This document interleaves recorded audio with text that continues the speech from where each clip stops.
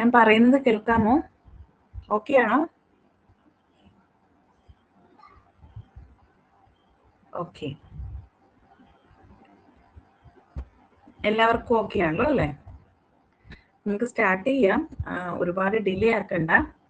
Portions ഒരുപാട് cover ചെയ്യാനുള്ളൊരു ഭാഗമാണ് നമ്മളിപ്പോൾ പഠിക്കുന്നത്. ഇന്ത്യൻ കോൺസ്റ്റിറ്റ്യൂഷൻ കുറച്ച് വാസ്റ്റ് സിലബസ് തന്നെയാണ്. സോ നമ്മൾ ഒരുപാട് ടൈം കളയുന്നില്ല. ബാക്കിയുള്ളവർ വരട്ടെ കേട്ടോ. നമുക്ക് സ്റ്റാർട്ട് ചെയ്താലോ? സ്ക്രീൻ വിസിബിൾ ആണല്ലോ അല്ലേ? സ്ക്രീൻ വിസിബിൾ ആണല്ലോ.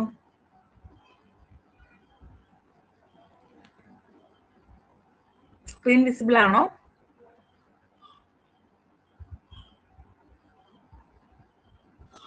ഓക്കെ, അപ്പൊ നമ്മള് ലാസ്റ്റ് ക്ലാസ്സിൽ ബോറോവ്ഡ് ഫീച്ചേഴ്സ് ഓഫ് ഇന്ത്യൻ കോൺസ്റ്റിറ്റ്യൂഷനെ കുറിച്ചായിരുന്നു പറഞ്ഞിരുന്നത്. എല്ലാം ഒന്ന് നിങ്ങൾ റിവൈസ് ചെയ്ത് വിടുക കേട്ടോ. ഞാൻ ഈ യൂണിറ്റ് തീർന്നു കഴിയുമ്പോൾ ഇതിൽ നിന്ന് ഞാൻ പറഞ്ഞല്ലോ ഒരുപാട് ക്വസ്റ്റ്യൻസ് ചോദിച്ചിട്ടില്ല, പക്ഷെ ചില ഭാഗങ്ങളിൽ നിന്ന് ക്വസ്റ്റ്യൻസ് സ്റ്റേറ്റ്മെന്റ് ടൈപ്പായിട്ടും ചോദിച്ചിട്ടുണ്ട്. അതുകൊണ്ട് നമുക്കത് സ്കിപ്പ് ആക്കാൻ പറ്റത്തില്ല, കാരണം ബേസിക് ആയിട്ടുള്ള കാര്യങ്ങളാണ് ഇന്ത്യൻ കോൺസ്റ്റിറ്റ്യൂഷന്റെ ഇതിൽ പറഞ്ഞിട്ടുള്ളത്. അതുകൊണ്ട് തന്നെ നമുക്ക് ഇതിനെ കംപ്ലീറ്റ് ആയിട്ട് റിജക്ട് ചെയ്യാൻ, അല്ലെങ്കിൽ കംപ്ലീറ്റ് ആയിട്ട് ഒഴിവാക്കാൻ പറ്റത്തില്ല. അതുകൊണ്ട് തന്നെ നമ്മളിത് ഫോളോ ചെയ്യണം. ഇനി ഇത്തവണ ഞാൻ പറഞ്ഞതുപോലെ ക്വസ്റ്റ്യൻ പാറ്റേൺ ഒക്കെ മാറുന്നുണ്ട് എങ്കിൽ അവിടെയൊക്കെ സ്റ്റേറ്റ്മെന്റ് ടൈപ്പിൽ അസേർഷൻ, റീസൺ, ക്വസ്റ്റ്യൻ ഒക്കെ ആയിട്ട് പ്രതീക്ഷിക്കാവുന്ന കുറച്ച് ഭാഗങ്ങളാണ് ഇതൊക്കെ. അതുകൊണ്ട് തന്നെ നിങ്ങളിത് വായിച്ചിരിക്കുക. സോ നമുക്ക് ഈ യൂണിറ്റ് കഴിയുമ്പോൾ ഇതിൽ നിന്ന് ചോദിച്ചിട്ടുള്ള ക്വസ്റ്റ്യൻസ് ഡിസ്കസ് ചെയ്യാം. ഓക്കെ, ഇനി കുറച്ച് 2-3 ടോപ്പിക്കുകളൂടെ ഉള്ളൂ. ക്ലിയർ ആണല്ലോ? നമുക്ക് സ്റ്റാർട്ട് ചെയ്താലോ? എന്തെങ്കിലും ഡൗട്ടോ കാര്യങ്ങളോ ചോദിക്കാനുണ്ടോ? എന്തെങ്കിലും ഡൗട്ടോ ക്ലാരിഫിക്കേഷൻസോ വേണ്ടതുണ്ടോ? ഇന്ത്യൻ കോൺസ്റ്റിറ്റ്യൂഷനെ കുറിച്ചല്ല, ബാക്കി ജനറൽ ആയിട്ടുള്ള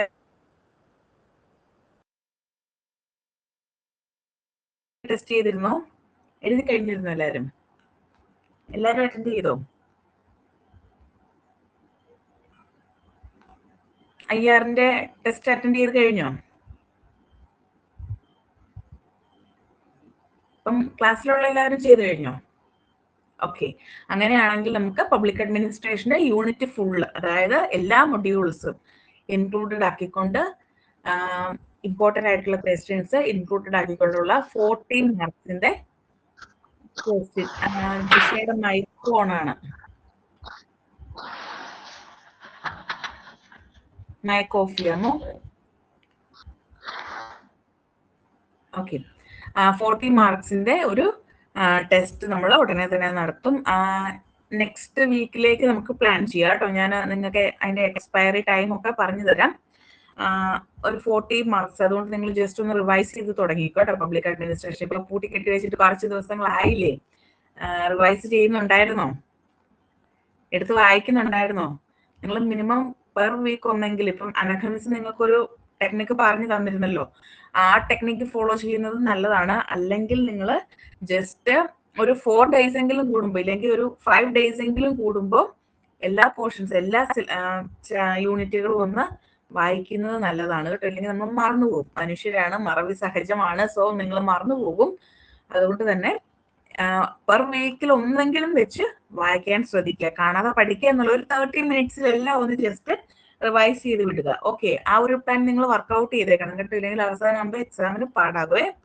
നമുക്ക് അടുത്ത പോർഷനിലേക്ക് കടക്കാം. അടുത്ത പോർഷനിലേക്ക് കടന്നാലോ? ഓക്കെ, അപ്പൊ നമ്മൾ ഇന്ന് ഫുള്ള് പബ്ലിക് അഡ്മിനിസ്ട്രേഷൻ ഫുള്ളാണ്. Public administration full unit 1, module 1 തൊട്ട് മൊഡ്യൂൾ 7 വരെ മൊത്തം യൂണിറ്റ്സുകളും. ഓക്കെ, 40 മാർക്സിന്റെ ക്വസ്റ്റ്യൻ. ഓക്കെ ആണല്ലോ?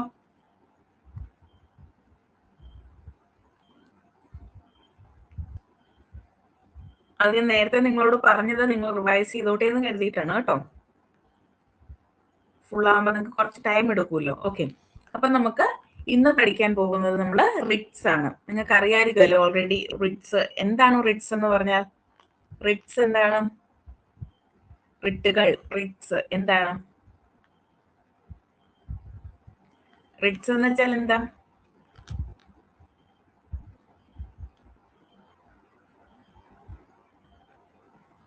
എന്താ റിട്ട്?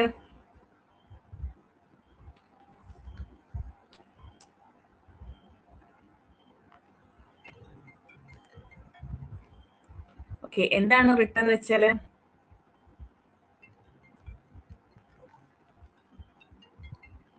ഒരു സെക്കൻഡേ.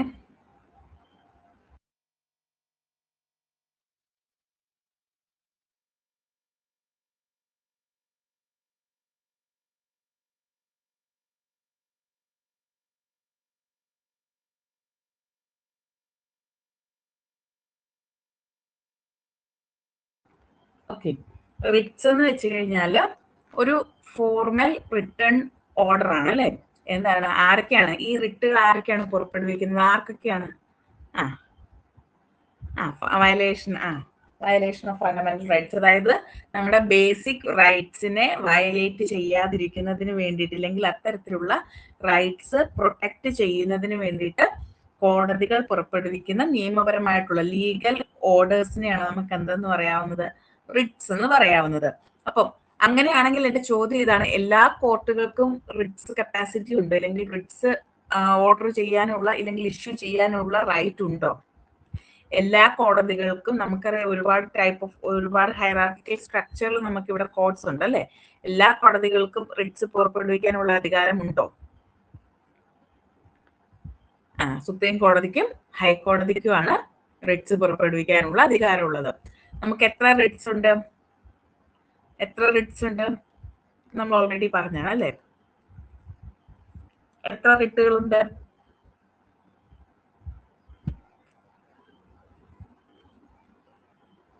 5. എവിടെ നിന്നാണ് നമ്മൾ റിട്ട് എന്ന് പറയുന്ന ആശയം കടമെടുത്തിരിക്കുന്നത്? ഒക്കെ നമ്മൾ ലാസ്റ്റ് ക്ലാസ്സിൽ പഠിച്ചതാണ് അല്ലെ. എവിടെ നിന്നാണ് റിട്സ് എന്ന് പറയുന്ന ആശയം നമ്മൾ കടമെടുത്തിരിക്കുന്നത്? നിങ്ങൾ വായിച്ചിട്ടുണ്ടോ എന്നൊന്നും നോക്കണമല്ലോ, അതുകൊണ്ട് ഞാൻ ചോദിച്ചതാണ് കേട്ടോ. എവിടെ നിന്നാണ് നമ്മൾ റിട്സ് എന്ന് പറയുന്ന ആശയം കടമെടുത്തിട്ടുള്ളത്? ആരുടെ കോൺസ്റ്റിറ്റ്യൂഷനിൽ നിന്നാണ്, അല്ലെങ്കിൽ ഏത് രാജ്യത്തിൽ നിന്നാണ്? UK ആണ് അല്ലെ. ഓക്കെ, വെരി ഗുഡ്, കറക്റ്റ് ആണ്. അപ്പൊ നമുക്ക് പ്രധാനമായിട്ടും 5 റിട്ടുകളാണ് ഉള്ളത്. അതിൽ ഫസ്റ്റ് വൺ നിങ്ങൾ ഈ ഓർഡറിൽ തന്നെ പഠിച്ചു വയ്ക്കുക കേട്ടോ. ഫസ്റ്റ് വൺ എന്ന് പറയുന്നത് ഹേബിയസ് കോർപ്പസ് ആണ്. ഹേബിയസ് കോർപ്പസ് കൊണ്ട് ഉദ്ദേശിക്കുന്നത് to produce the body of എന്നാണ്, അതായത് ശരീരം ഹാജരാക്കുക എന്ന് പറയും. ശരീരം ഹാജരാക്കുക എന്ന് പറഞ്ഞു കഴിഞ്ഞാൽ എന്താ? നിയമപരമായിട്ട് അല്ലെങ്കിൽ കോടതിയിൽ ശരീരം പ്രസന്റ് ചെയ്യുക എന്നുള്ളതാണ് അല്ലെ. ഇപ്പൊ നിയമവിരുദ്ധമായിട്ട് ഒരു വ്യക്തിയെ തടങ്കലിൽ വെക്കുകയാണ് എങ്കിൽ ആ വ്യക്തിയെ കോടതിക്ക് മുന്നിൽ ഹാജരാക്കാൻ പറഞ്ഞുകൊണ്ട് കോടതി പുറപ്പെടുവിക്കുന്ന റിട്ടാണ് ഹേബിയസ് കോർപ്പസ് എന്ന് പറയുന്നത്. ഇനി ഇത് പ്രധാനമായിട്ടും നിലനിൽക്കുന്നത് എന്തിനു വേണ്ടിയിട്ടാണ്? For the protection of individual liberty, അതായത് വ്യക്തി സ്വാതന്ത്ര്യം ഉറപ്പാക്കുക എന്നുള്ളതാണ് ഹേബിയസ് കോർപ്പസിന്റെ പ്രധാനപ്പെട്ട ലക്ഷ്യം എന്ന് വെച്ചാൽ. അതായത് റൈറ്റ് ടു ലൈഫുമായിട്ട് അസോസിയേറ്റ് ചെയ്ത് നിൽക്കുന്ന, അല്ലെങ്കിൽ റൈറ്റ് ടു പേഴ്സണൽ ലിബർട്ടി എന്നുള്ള ഒരു കോൺസെപ്റ്റുമായിട്ട് അസോസിയേറ്റ് ചെയ്ത് നിൽക്കുന്ന ഒരു റിട്ടാണ് ഹേബിയസ് കോർപ്പസ്. ഓക്കെ, ക്ലിയർ ആയോ? ഓക്കെ ആണോ? ഹേബിയസ് കോർപ്പസ് ഓക്കെ ആണോ? പഠിച്ചാൽ മതി. ഹേബിയസ് കോർപ്പസ് എന്ന് വെച്ചാൽ to produce the body of, ശരീരം ഹാജരാക്കുക എന്നുള്ളതാണ് മീനിങ് വരുന്നത്. അന്യായമായി തടങ്കലിൽ വെച്ചിരിക്കുന്ന ഒരു വ്യക്തിയെ നിയമത്തിന് മുന്നിൽ, കോടതിക്ക് മുന്നിൽ കൊണ്ടുവരിക എന്നുള്ളതാണ് ഇതുകൊണ്ട് മീൻ ചെയ്യുന്നത്. ഇത് പ്രധാനമായിട്ടും വ്യക്തി സ്വാതന്ത്ര്യം ഉറപ്പാക്കാൻ വേണ്ടിയാണ് നിലകൊള്ളുന്നത്. ക്ലിയർ ആയോ? ഇൻഡിവിജ്വൽ ലിബർട്ടിക്ക് വേണ്ടിയിട്ടാണ് ഇത് നിലകൊള്ളുന്നത്. അന്യായമായി തടങ്കലിൽ വെച്ചിരിക്കുന്ന ഒരു വ്യക്തിയെ കോടതിക്ക് മുന്നിൽ ഹാജരാക്കാൻ പറയുന്ന റിട്ടാണ്. ഇതിന്റെ meaning to produce the body of, ശരീരം ഹാജരാക്കുക എന്നുള്ളതാണ്. ഓക്കെ ആണല്ലോ? ഫസ്റ്റ് റിട്ട് ഓക്കെ ആണല്ലോ? അടുത്തതിലേക്ക് പോകാം. നെക്സ്റ്റ് പറയട്ടെ.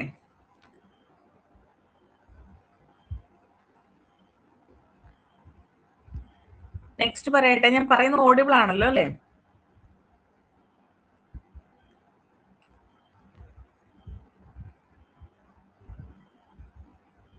ഓക്കെ, രണ്ടാമത്തെ റിട്ട് മാൻഡാമസ് ആണ്. മാൻഡാമസ് എന്ന് വെച്ച് കഴിഞ്ഞാൽ എന്താണ്? ടു കമാൻഡ് എന്നാണ്, ഒരു കമാൻഡ് ആണ് അല്ലെ. കമാൻഡ് എന്ന് വെച്ചാൽ എന്താ? ഒരു നിർദ്ദേശമാണ് അല്ലെ, ഒരു കമാൻഡ് ആണ്. എന്ത് കമാൻഡാണ് ഇവിടെ ചെയ്യുന്നത്?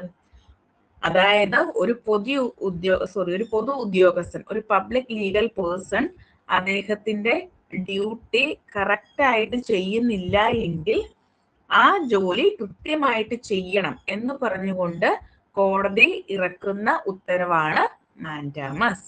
ക്ലിയർ ആയോ?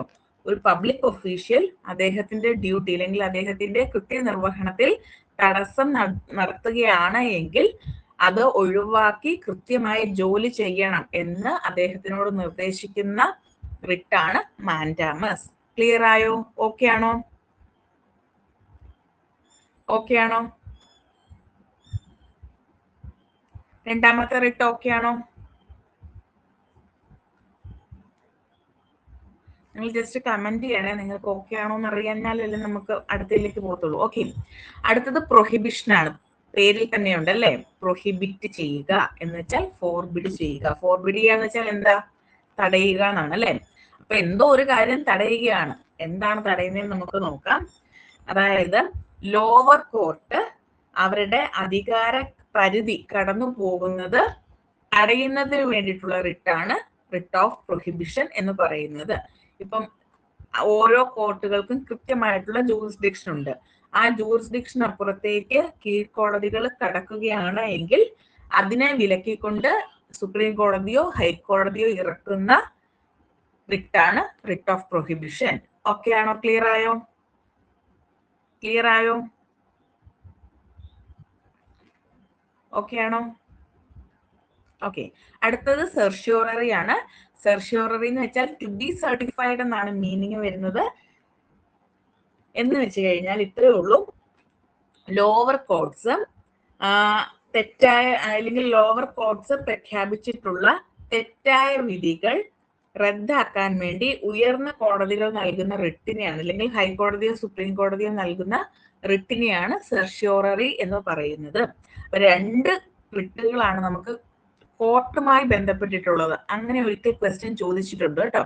ഇതില് ഏതൊക്കെ റിട്ടുകളാണ് കോർട്ടുമായി റിലേറ്റ് ചെയ്തിരിക്കുന്നത് എന്നുള്ളൊരു ക്വസ്റ്റ്യൻ ഉണ്ടായിരുന്നു. അതുപോലെ തന്നെ പബ്ലിക് ഒഫീഷ്യൽ ആയിട്ടുള്ള ഒരു വ്യക്തി അദ്ദേഹത്തിന്റെ ജോലിയിൽ കൃത്യനിർവഹണം കറക്റ്റായിട്ട് നടത്താത്തപ്പോൾ പുറപ്പെടുവിക്കുന്ന റിട്ട് ഏതാണ് എന്നൊരു ക്വസ്റ്റ്യനും ചോദിച്ചിട്ടുണ്ടായിരുന്നു പ്രീവിയസ് ഇയറിൽ.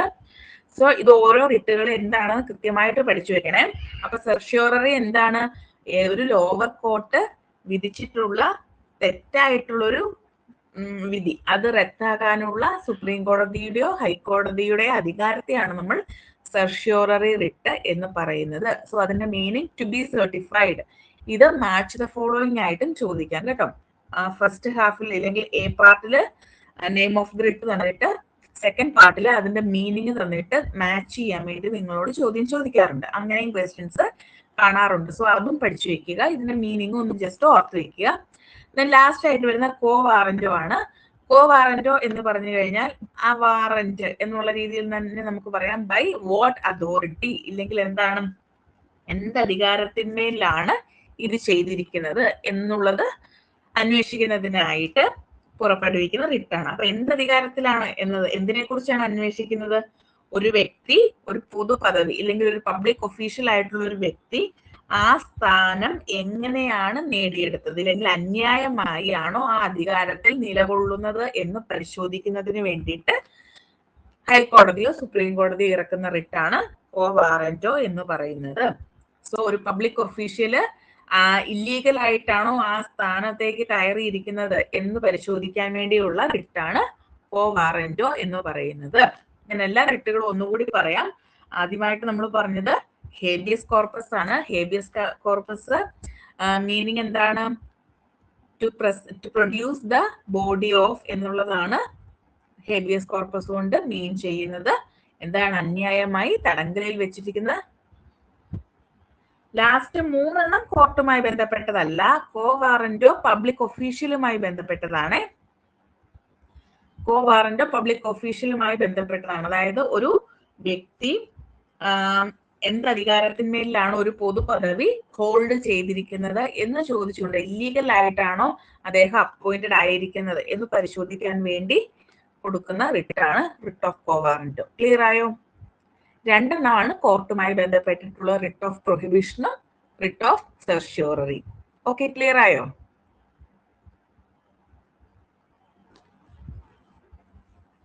ക്ലിയർ ആയോ? 2 റിട്ടുകളാണ്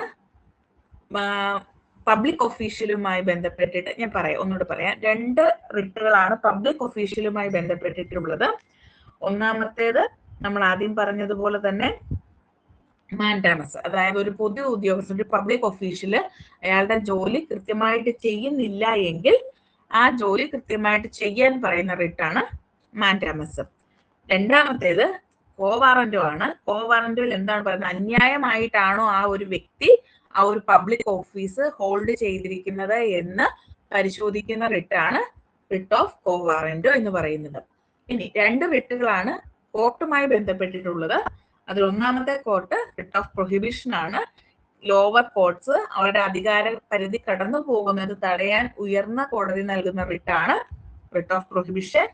സെർഷ്യോററി എന്ന് പറയുന്നത് താഴ്ന്ന കോടതികളുടെ, ലോവർ കോർട്സിന്റെ തെറ്റായ വിധികൾ റദ്ദാക്കാൻ ഹൈക്കോർട്സ് അല്ലെങ്കിൽ സുപ്രീം കോടതിയോ നൽകുന്ന റിട്ടാണ് സെർഷ്യോററി. ക്ലിയർ ആയോ? ഫസ്റ്റ് വൺ ഇൻഡിവിജ്വൽ ലിബർട്ടിയുമായി ബന്ധപ്പെട്ടതാണ്. ഹേബിയസ് കോർപ്പസ് ഇൻഡിവിജ്വൽ ലിബർട്ടിയുമായി ബന്ധപ്പെട്ടിരിക്കുന്നു. മാൻഡാമസ് ഒരു പൊതു ഉദ്യോഗസ്ഥൻ അദ്ദേഹത്തിന്റെ ജോലി കൃത്യമായിട്ട് ചെയ്യുന്നുണ്ടോ എന്ന് നോക്കുന്നതാണ്. പ്രൊഹിബിഷൻ ലോവർ കോർട്സ് അവരുടെ അധികാര പരിധി കടന്നു പോകുന്നത് തടയുന്ന റിട്ടാണ് സെർഷ്യോററി. താഴ്ന്ന കോടതിയുടെ തെറ്റായ വിധി റദ്ദാക്കാൻ ഉയർന്ന കോടതി നൽകുന്ന റിട്ടാണ് കോ വാറന്റോ. ഒരു വ്യക്തി അന്യായമായിട്ടാണോ പബ്ലിക് ഓഫീസ് ഹോൾഡ് ചെയ്തിരിക്കുന്നത് എന്ന് പരിശോധിക്കുന്ന റിട്ടാണ്. ക്ലിയർ ആയോ? 2 റിട്സ് പബ്ലിക് ഒഫീഷ്യൽസുമായി ബന്ധപ്പെട്ടിരിക്കുന്നു, 2 റിട്സ് കോർട്സുമായി ബന്ധപ്പെട്ടിരിക്കുന്നു, ഒരെണ്ണം ഇൻഡിവിജ്വൽ ഫ്രീഡവുമായി ബന്ധപ്പെട്ടിരിക്കുന്നു. Individual freedom habeas corpus, public ഒഫീഷ്യലുമായി ബന്ധപ്പെട്ടിരിക്കുന്നത് മാൻഡാമസും കോവാറന്റോയും, കോർട്സുമായി ബന്ധപ്പെട്ടിരിക്കുന്നത് സെർഷ്യോററിയും അതുപോലെ തന്നെ പ്രൊഹിബിഷനും. ഓക്കെ ആണോ? റിട്സ് ക്ലിയർ ആയോ? എന്തെങ്കിലും ഡൗട്ട് ഉണ്ടോ? റിട്സ് ഓക്കെ ആയോ? ഓക്കെ, അപ്പൊ നമുക്ക് അടുത്ത പോർഷനിലോട്ട് പോകാം. എന്തെങ്കിലും ഡൗട്ട് ഉണ്ടെങ്കിൽ ചോദിച്ചു പോകണേ. റിട്ട് ഒന്ന് നോക്കിക്കോട്ടെ. റിട്ട് നമ്മുടെ ഇതിലെ പ്രധാനപ്പെട്ട ഒരു പോർഷൻ ആണ്. അടുത്തത് ഈ ഒരു PDF-നകത്ത് ഡയറക്റ്റീവ് പ്രിൻസിപ്പിൾസ് ആയതുകൊണ്ട് ഞാൻ അത് പറഞ്ഞു പോകണോ, അതോ ഫണ്ടമെന്റൽ റൈറ്റ്സ് പറഞ്ഞതിന് ശേഷം ഡയറക്റ്റീവ് പ്രിൻസിപ്പിൾസ് പറഞ്ഞാൽ മതിയോ? കണ്ടിന്യൂറ്റി വേണോ? എങ്ങനെയാണ് വേണ്ടത്? നിങ്ങൾ പറയുന്നത് പോലെ ഫണ്ടമെന്റൽ റൈറ്റ്സ് എടുത്തിട്ട് ഡയറക്റ്റീവ് പ്രിൻസിപ്പിൾസ് എടുത്താൽ മതിയോ? ഈ PDF-ൽ അങ്ങനെ അല്ല കേട്ടോ ആഡ് ചെയ്തിരിക്കുന്നത്. അതുകൊണ്ട് നിങ്ങൾ വായിക്കുമ്പോൾ ആദ്യമേ അത് വായിച്ചിട്ട് ഇത് വായിച്ചാൽ മതിയേ.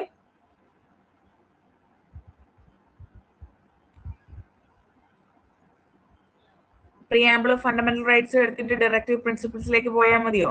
എന്താണ് നിങ്ങളുടെ ഒപ്പീനിയൻ?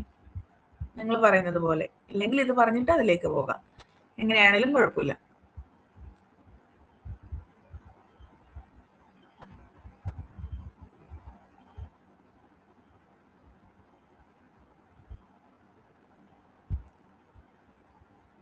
ഓക്കെ, നമുക്ക് എന്നാൽ പ്രിയാമ്പിൾ തന്നെ എടുത്തേക്കാം. ആ ഒരു കണ്ടിന്യൂറ്റിയിൽ തന്നെ പോട്ടെ. ഞാൻ ഇത് ക്ലോസ് ചെയ്തിട്ട് പുതിയൊരു ഫയൽ ഓപ്പൺ ചെയ്യാം കേട്ടോ.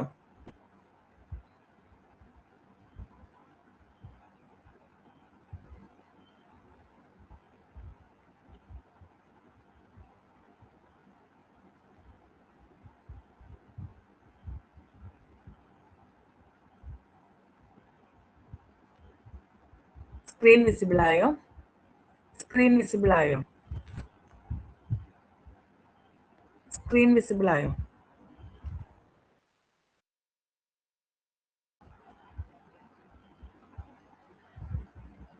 ഞാൻ പറയുന്നത് കേൾക്കാമോ? ഇപ്പോഴും വിസിബിൾ ആയില്ല? ഓക്കെ, ഇപ്പൊ കാണാവോ? ഇപ്പൊ കാണുന്നുണ്ടോ? ഓക്കെ, എല്ലാവർക്കും കാണാലോ അല്ലേ? ഓക്കെ,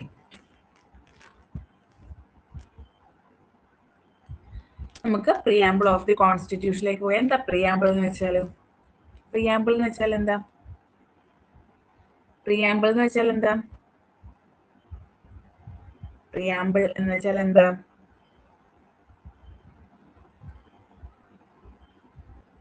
എന്താ പ്രിയാമ്പിൾ എന്ന് വെച്ചാല്?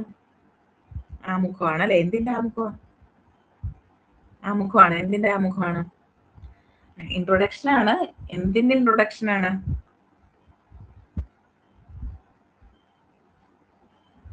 നമ്മളാ വാക്കായിട്ട് ഇന്ത്യൻ കോൺസ്റ്റിറ്റ്യൂഷന്റെ ആമുഖമാണ് പ്രിയാമ്പിൾ എന്ന് പറയുന്നത്. അതിന് നമ്മൾ ഇൻട്രൊഡക്ഷൻ എന്ന വാക്കിനേക്കാളും സ്യൂട്ട് ആകുന്നത് പ്രിഫേസ് എന്നാണ് കേട്ടോ. ആ വാക്ക് ഉപയോഗിക്കുന്നതാണ് എപ്പോഴും നല്ലത്. Preface to the Indian constitution ആണ് പ്രിയാമ്പിൾ എന്ന് പറയുന്നത്. അപ്പോ നോർമലി നമ്മൾ ഇതൊക്കെ പഠിക്കാറുണ്ട് അല്ലെ? എങ്ങനെയാണ്? We the people of India having solemnly resolved to constitute India into a sovereign, socialist, secular, democratic republic and to secure to all its citizens justice, social, economic and political, liberty of thought, expression, belief, faith and worship, equality of status and of opportunity, and to promote among them all fraternity, assuring the dignity of the individual and the unity and integrity of the nation. In our Constituent Assembly, this 26th day of November 1949, do hereby adopt, enact and give to ourselves this constitution. അങ്ങനെയാണല്ലോ നമ്മൾ preamble പറയുന്നത്. നമ്മൾ നേരത്തെ മുതൽ പഠിക്കുന്ന degree time പോലെ പഠിക്കുന്നതാണ് അല്ലേ? ഓക്കെ, നമുക്ക് ഇതിന്റെ ഡീറ്റെയിലേക്ക് പോകാം. നിങ്ങൾ ഇത് കാണാതെ പഠിക്കൊന്നും വേണ്ട കേട്ടോ. പിന്നെ പ്രിയാമ്പിളൊക്കെ അറിഞ്ഞിരിക്കുന്നത് നല്ലതാണ്. ഇതിന്റെ ബേസിക് ആയിട്ടുള്ള കാര്യങ്ങൾ മനസ്സിലാക്കി വെക്കുക എന്നുള്ളതേ ഉള്ളൂ കേട്ടോ. നമുക്ക് ഇവിടെ ഇത് കാണാതെ പഠിക്കേണ്ട കാര്യമൊന്നുമില്ല. ഓക്കെ, നമുക്ക് ഇതിന്റെ പ്രധാനപ്പെട്ട കാര്യങ്ങളിലേക്ക് കിടക്കാം. സ്ക്രീൻ വിസിബിൾ ആണല്ലോ അല്ലേ? സ്ക്രീൻ വിസിബിൾ ആണല്ലോ. ഞാൻ സെക്കൻഡ് പേജിലോട്ട് പോയപ്പോ ഓക്കെ. ഇനി നിങ്ങൾ ആദ്യം മനസ്സിലാക്കേണ്ട കാര്യം, ആദ്യമായിട്ട് കോൺസ്റ്റിറ്റ്യൂഷനിൽ ഒരു പ്രിയാമ്പിൾ ആഡ് ചെയ്ത രാജ്യം എന്ന് പറയുന്നില്ലെങ്കിൽ കോൺസ്റ്റിറ്റ്യൂഷൻ എന്ന് പറയുന്നത് അമേരിക്കൻ കോൺസ്റ്റിറ്റ്യൂഷൻ ആണ്. അപ്പം അത് നിങ്ങൾ ഓർത്ത് വെക്കുക. ആദ്യമായിട്ട് ലോകത്ത് തന്നെ ആദ്യമായിട്ട് കോൺസ്റ്റിറ്റ്യൂഷൻ ഒരു പ്രിഫേസ് കൊടുത്ത രാജ്യം ആരാണ്? അല്ലെങ്കിൽ ഏത് രാജ്യമാണ് കൊടുത്തിട്ടുള്ളത്? അമേരിക്കൻ കോൺസ്റ്റിറ്റ്യൂഷനിലാണ് ആദ്യമായിട്ട് പ്രിയാമ്പിൾ എന്നൊരാശയം വരുന്നത്. അതിനുശേഷം ലോകത്തിലുള്ള ഒട്ടുമിക്ക, ഇല്ലെങ്കിൽ ഇന്ത്യ പോലുള്ള ഒരുപാട് രാജ്യങ്ങൾ കോൺസ്റ്റിറ്റ്യൂഷൻ ഒരു പ്രിഫേസ് എന്നുള്ള രീതിയിൽ പ്രിയാമ്പിൾ ആഡ് ചെയ്തിട്ടുണ്ട്. അതിൽ കണ്ടന്റിലൊക്കെ ഡിഫറൻസ് ഉണ്ടാകും. പക്ഷെ എന്നിരുന്നാലും ഈ ഒരു ഐഡിയ ആദ്യമായിട്ട് കൊണ്ടുവരുന്നത് അമേരിക്കൻ കോൺസ്റ്റിറ്റ്യൂഷൻ ആണ്. ഇനി നമ്മൾ പറഞ്ഞു പ്രിയാമ്പിൾ എന്ന് പറഞ്ഞു കഴിഞ്ഞാൽ എന്താണ്? Introduction of preface to the constitution ആണ്. ആക്ച്വലി ഈ പ്രിയാമ്പിൾ ആണ് എസെൻസ് ഓഫ് ദി കോൺസ്റ്റിറ്റ്യൂഷൻ എന്ന് പറയുന്നത്. കോൺസ്റ്റിറ്റ്യൂഷനിൽ ഉൾക്കൊള്ളിച്ചിരിക്കുന്ന എല്ലാ കാര്യങ്ങളുടെയും ഒരു സം ടോട്ടൽ ആണ് എന്തെന്ന് പറയുന്നത്? പ്രിയാമ്പിൾ എന്ന് പറയുന്നത്. കോൺസ്റ്റിറ്റ്യൂഷൻ ഫുള്ള് വായിക്കാതെ നമുക്ക് ജസ്റ്റ് പ്രിയാമ്പിൾ വായിക്കുമ്പോൾ തന്നെ എന്താണ് നമ്മുടെ കൺട്രി ആക്ച്വലി എന്നുള്ളത് നമുക്ക് മനസ്സിലാക്കിയെടുക്കാൻ സാധിക്കും അല്ലെ? അപ്പം ഒരു കോൺസ്റ്റിറ്റ്യൂഷന്റെ എസെൻസ് പറയുന്ന ഒരു ആസ്പെക്ട് ആണ് ഏതെന്ന് പറയുന്നത്? പ്രിയാമ്പിൾ എന്ന് പറയുന്നത്. സോ ഇത് നിങ്ങൾ നന്നായിട്ട് പഠിച്ചു വെച്ചേക്ക്. എപ്പോഴും ചോദിക്കാറുള്ളതാണ്. നാനി പൽക്കിവാല എന്ന് പറഞ്ഞൊരു എമിനന്റ് ജൂറിസ്റ്റ് ആണ്, അഡ്വക്കേറ്റ് ആണ്. അദ്ദേഹം നമ്മുടെ പ്രിയാമ്പിളിനെ വിശേഷിപ്പിച്ചിട്ടുള്ളത് എങ്ങനെയാണ്? Identity card of the constitution എന്നാണ്. കോൺസ്റ്റിറ്റ്യൂഷന്റെ ഐഡന്റിറ്റി കാർഡാണ് പ്രിയാമ്പിൾ എന്നുള്ളതാണ് നാനി പൽക്കിവാല വിശേഷിപ്പിച്ചിട്ടുള്ളത്. സോ അത് ചോദിച്ചിട്ടുണ്ട്, ഇതിനു മുന്നേ ചോദിച്ചിട്ടുണ്ട്. Identity card of the constitution എന്ന പ്രിയാമ്പിളിനെ വിശേഷിപ്പിച്ചത് നാനി പൽക്കിവാല ആണ്. ഇനി മറ്റൊരു പ്രധാനപ്പെട്ട കാര്യം എന്ന് പറയുന്നത് നമ്മുടെ preamble of the Indian constitution 1946 objective resolution, Nehru കൊണ്ടുവന്നിട്ടുള്ള ഒബ്ജക്റ്റീവ് റെസല്യൂഷന്റെ അതിനെ അടിസ്ഥാനപ്പെടുത്തിയാണ് നമ്മുടെ ഇന്ത്യൻ കോൺസ്റ്റിറ്റ്യൂഷന്റെ പ്രിയാമ്പിള് ഡ്രാഫ്റ്റ് ചെയ്തിട്ടുള്ളത്.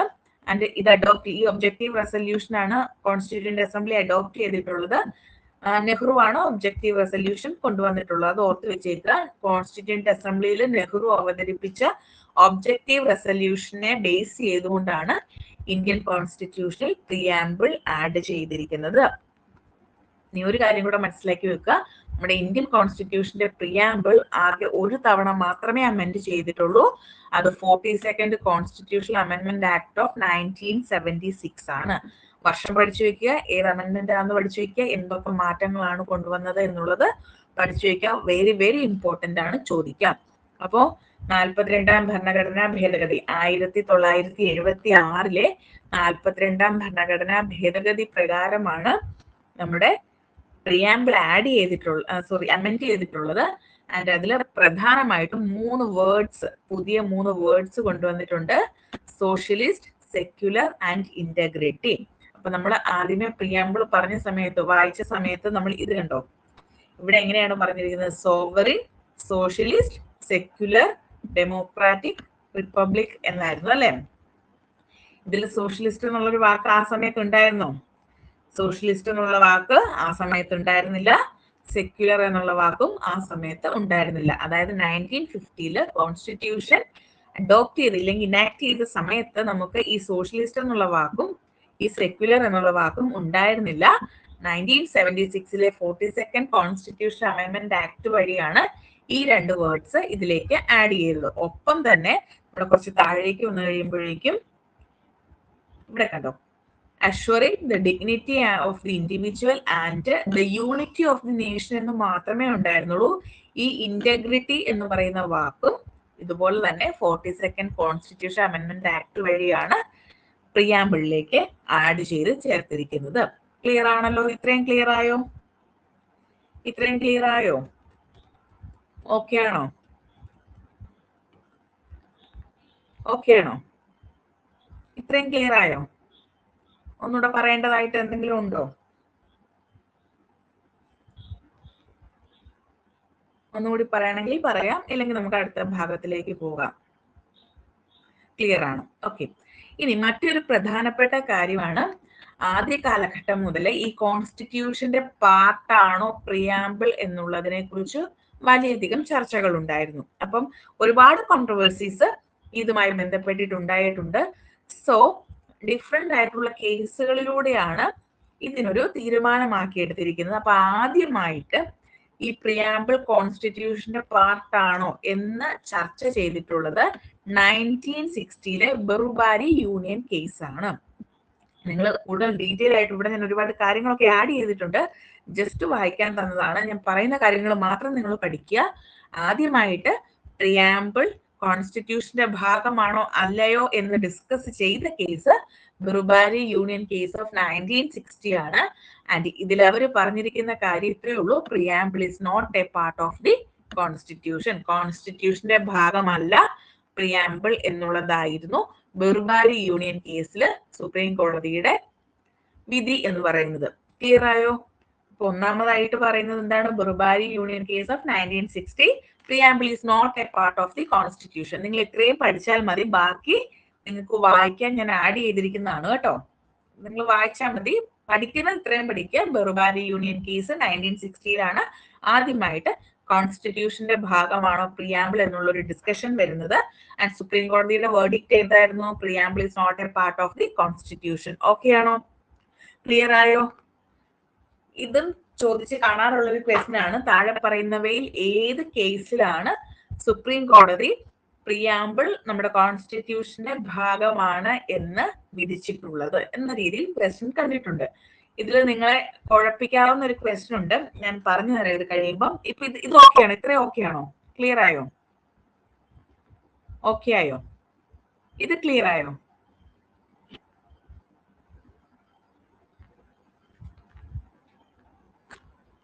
ഇത് ക്ലിയർ ആയോ?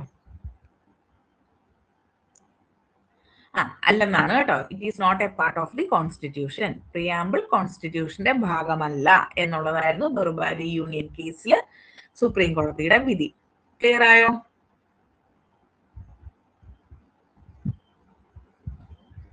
അടുത്ത കേസിലോട്ട് പോകാം.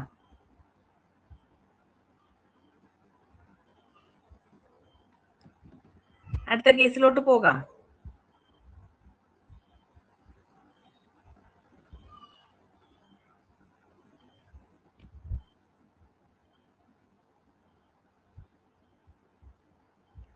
അടുത്ത കേസിലോട്ട് പോകട്ടെ. ഓക്കെ. രണ്ടാമത്തെ കേസ് 1973 കേശവാനന്ദ ഭാരതി കേസാണ്. നിങ്ങൾ കേട്ടിട്ടുണ്ടാവും അല്ലെ? കേശവാനന്ദ ഭാരതിയെ നിങ്ങൾ കേട്ടിട്ടുണ്ടോ? കേശവാനന്ദ ഭാരതിയെ നിങ്ങൾ കേട്ടിട്ടുണ്ടോ? ബേസിക് സ്ട്രക്ചർ ഡോക്ടറിൻ എന്നൊക്കെ പറഞ്ഞിട്ട് കേട്ടിട്ടുണ്ടോ? ഈ കേശവാനന്ദ ഭാരതി വെരി റീസെന്റ് ആണ് അല്ലെ മരിച്ചത് അല്ലേ? ഒരു 4 അല്ലെങ്കിൽ ഒരു 5 ഇയേഴ്സ് ആയിട്ട്, 5 ഇയേഴ്സ് ആയില്ല തോന്നുന്നു, 4 ഇയേഴ്സ് ഒക്കെ ആയിട്ടുള്ളൂ കേശവാനന്ദ ഭാരതി മരിച്ചിട്ട് അല്ലേ? കേട്ടിട്ടുണ്ടല്ലോ അല്ലെ? ഓക്കെ. അപ്പം ഈ കേശവാനന്ദ ഭാരതി കേസിൽ പറയുന്നത് 1973 കേശവാനന്ദ ഭാരതി കേസ് വരുന്നത്. അപ്പോ ഇതില് നമ്മുടെ ബെറുബാരി യൂണിയൻ കേസിൽ നമ്മുടെ സുപ്രീം കോടതി പറഞ്ഞ വിധി ഉണ്ടായിരുന്നു, preamble is not a part of the constitution. ആ ഐഡിയയെ റിജക്ട് ചെയ്യുകയാണ് ഉണ്ടായത്. എന്നിട്ട് പറഞ്ഞു preamble is a part of the constitution എന്നുള്ളതായിരുന്നു കേശവാനന്ദ ഭാരതി കേസിൽ പറഞ്ഞത്. അതായത് പ്രിയാമ്പിൾ കോൺസ്റ്റിറ്റ്യൂഷന്റെ ഭാഗമാണ്. അതോടൊപ്പം തന്നെ ഒരു കാര്യം കൂടെ കൂട്ടിച്ചേർത്തിരുന്നു. എന്താണ്? പ്രിയാമ്പിളിന് വളരെയധികം പ്രാധാന്യമുണ്ട്. കാരണം കോൺസ്റ്റിറ്റ്യൂഷനെ ഇന്റർപ്രറ്റ് ചെയ്യുന്നതും കോൺസ്റ്റിറ്റ്യൂഷനെ റീഡ് ചെയ്യുന്നതും പ്രിയാമ്പിളിന്റെ അടിസ്ഥാനത്തിലാണ്. കേശവാനന്ദ ഭാരതി കേസിൽ എന്താണ് പറഞ്ഞത് സുപ്രീം കോടതി പറഞ്ഞു പ്രിയാമ്പിള് കോൺസ്റ്റിറ്റ്യൂഷന്റെ ഭാഗമാണ്. ആൻഡ് നമ്മുടെ കോൺസ്റ്റിറ്റ്യൂഷൻ നമ്മൾ റീഡ് ചെയ്യുന്നതും നമ്മൾ അതിനെ എന്താണ് ഇന്റർപ്രറ്റ് ചെയ്യുന്നതും പ്രിയാമ്പിളിന്റെ അടിസ്ഥാനത്തിലാണ്. ഇല്ലെങ്കിൽ അതിൽ ഉൾക്കൊള്ളിച്ചിരിക്കുന്ന ഐഡിയാസിന്റെ അടിസ്ഥാനത്തിലാണ്, വിഷന്റെ അടിസ്ഥാനത്തിലാണ് നമ്മൾ കോൺസ്റ്റിറ്റ്യൂഷനെ ഡിസ്ക്രൈബ് ചെയ്യുന്നത്. ക്ലിയർ ആയോ? ഓക്കെ ആണോ? ക്ലിയർ ആയോ? രണ്ടാമത്തെ കേസ് പറഞ്ഞ എന്താണ്? ക്ലിയർ ആയോ? വർഷം ഓർത്തിരിക്കുക, കേസിന്റെ പേര് ഓർത്തിരിക്കുക, എന്തായിരുന്നു സുപ്രീം കോടതിയുടെ വേർഡിക്റ്റ്. ഈ 3 കാര്യങ്ങൾ നിങ്ങൾ പഠിച്ചാൽ മതി. ബാക്കിയൊക്കെ ജസ്റ്റ് റീഡ് ചെയ്താൽ മതിയേ. ഓക്കെ ആണോ? അടുത്ത കേസിലോട്ട് പോകാം. ക്ലിയർ ആയോ?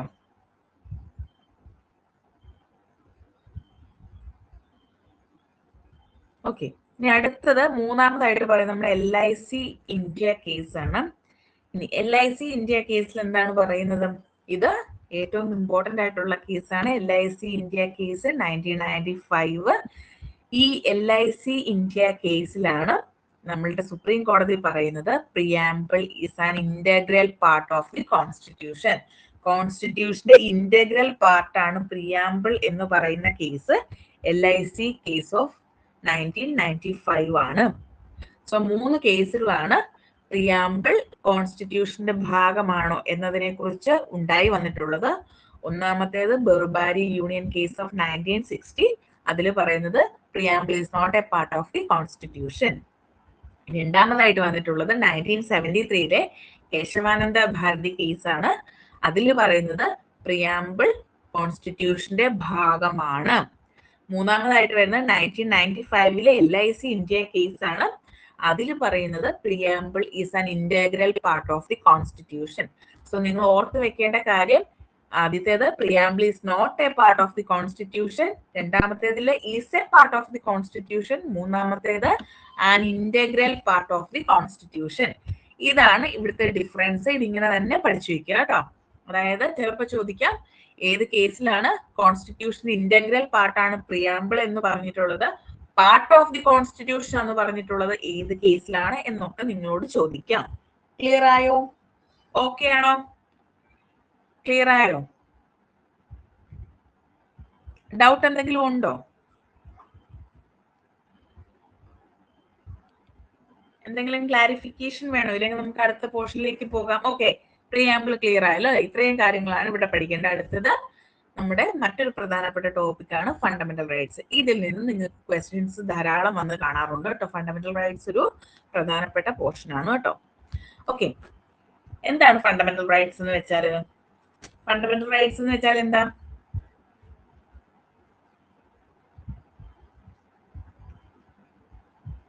എന്താ ഫണ്ടമെന്റൽ റൈറ്റ്സ് എന്ന് പറഞ്ഞാലും?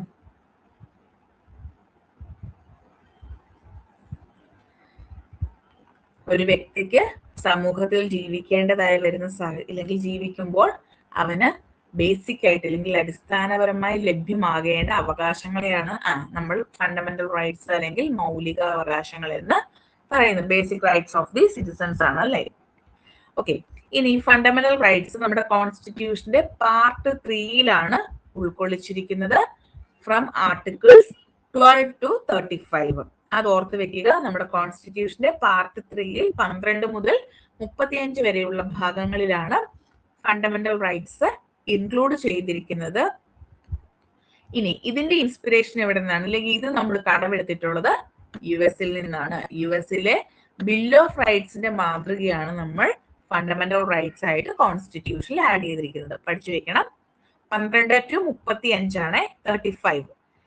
പക്ഷെ നിങ്ങൾ നോർമലി ഇപ്പൊ സ്കൂളിലൊക്കെ പഠിപ്പിക്കുന്നവരാണെങ്കിൽ നിങ്ങൾ 14 to 32 ആയിരിക്കല്ലേ പഠിപ്പിക്കാം. അങ്ങനെയാണോ നിങ്ങൾ പഠിപ്പിക്കുന്നത്? ക്ലാസ് എടുക്കുമ്പോൾ 14 to 32 ആയിരിക്കല്ലേ പറയുക? ആണോ? നിങ്ങൾ അങ്ങനെയാണോ പറയാറ്? തോന്നി. അതെന്താന്ന് വെച്ച് കഴിഞ്ഞാൽ നമ്മുടെ പാർട്ട് 3 12 മുതൽ 35 വരെയുള്ള ഭാഗങ്ങളാണ്. ഇനി എന്തൊക്കെയാണെന്ന് ഞാൻ പറഞ്ഞുതരാം. 12 ഓരോന്നും നമ്മൾ ഡീറ്റെയിൽ ആയിട്ട് പറയും. എന്തുകൊണ്ടാണ് ഈ 12ഉം 13ഉം നോർമലി സ്കൂൾ സിലബസിൽ ആഡ് ചെയ്യാത്തതെന്ന് വെച്ചാൽ 12ൽ നമ്മൾ ഡെഫിനിഷൻ ഓഫ് ദി സ്റ്റേറ്റ് ആണ് പറയുന്നത്. ഒരു സ്റ്റേറ്റ് എന്തായിരിക്കണം. 13ൽ നമ്മൾ പറയുന്നത് ജുഡീഷ്യൽ റിവ്യൂ പവർ ആണ്.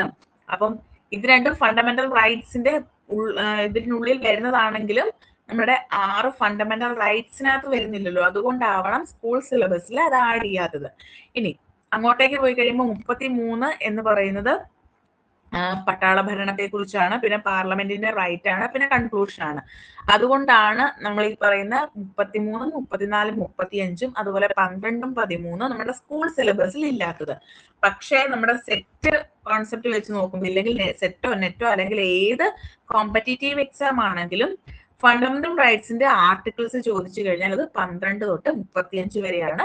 ഇതിനെ നമ്മൾ 3 കാറ്റഗറി ആയിട്ട് അല്ലെങ്കിൽ 3 ക്ലാസിഫൈ ചെയ്തിരിക്കുന്നു.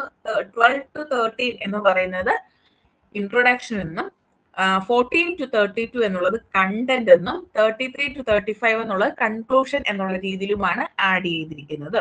ക്ലിയർ ആയോ? ഓക്കെ ആണോ? ക്ലിയർ ആയോ?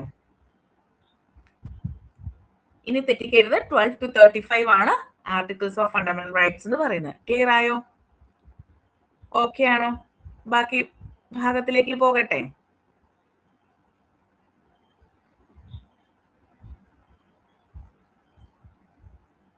ബാക്കി ഭാഗത്തിലോട്ട് പോകട്ടെ.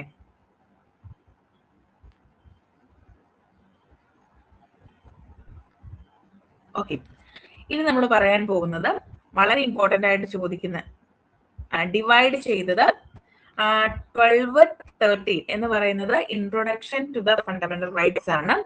14 to 32 കണ്ടന്റ്സ് ആണ്. 33 to 35 കൺക്ലൂഷൻസ് ആണ്. ക്ലിയർ ആയോ?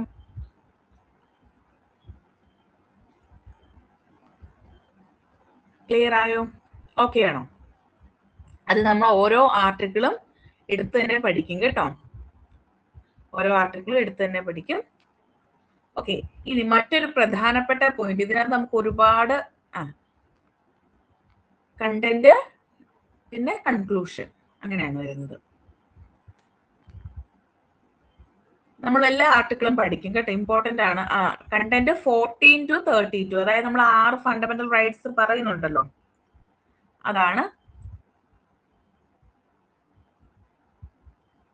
ഓക്കെ, ഇനി മറ്റൊരു പ്രധാനപ്പെട്ട പോയിന്റ് ആണ് നമ്മുടെ ഈ പാർട്ട് 3 ഓഫ് ദി കോൺസ്റ്റിറ്റ്യൂഷൻ അല്ലെങ്കിൽ ഫണ്ടമെന്റൽ റൈറ്റ്സ് ഓഫ് ദി കോൺസ്റ്റിറ്റ്യൂഷനെയാണ് മാഗ്ന കാർട്ട ഓഫ് ഇന്ത്യ എന്ന് അറിയപ്പെടുന്നത്. നിങ്ങൾ മാഗ്ന കാർട്ട ഒക്കെ കേട്ടിട്ടുണ്ടാവും അല്ലെ?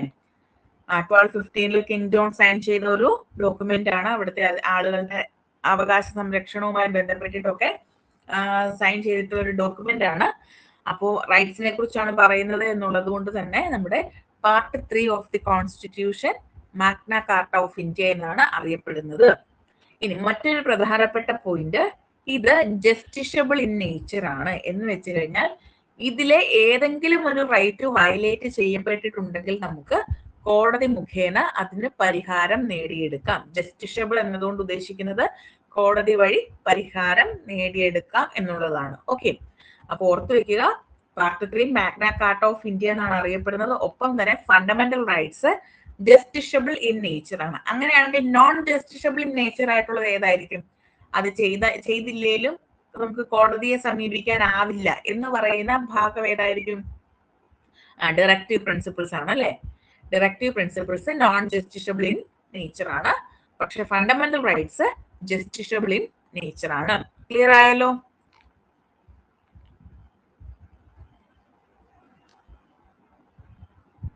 ഇനി എന്തുകൊണ്ടാണ് ഫണ്ടമെന്റൽ റൈറ്റ്സ് എന്ന പേര് ഇതിന് കിട്ടിയെന്ന് ചോദിച്ചു കഴിഞ്ഞാല്, നമുക്കറിയാം നമ്മുടെ fundamental law of the land അല്ലെങ്കിൽ basic law of the land, supreme law of the land എന്നൊക്കെ അറിയപ്പെടുന്നത് എന്താണ്?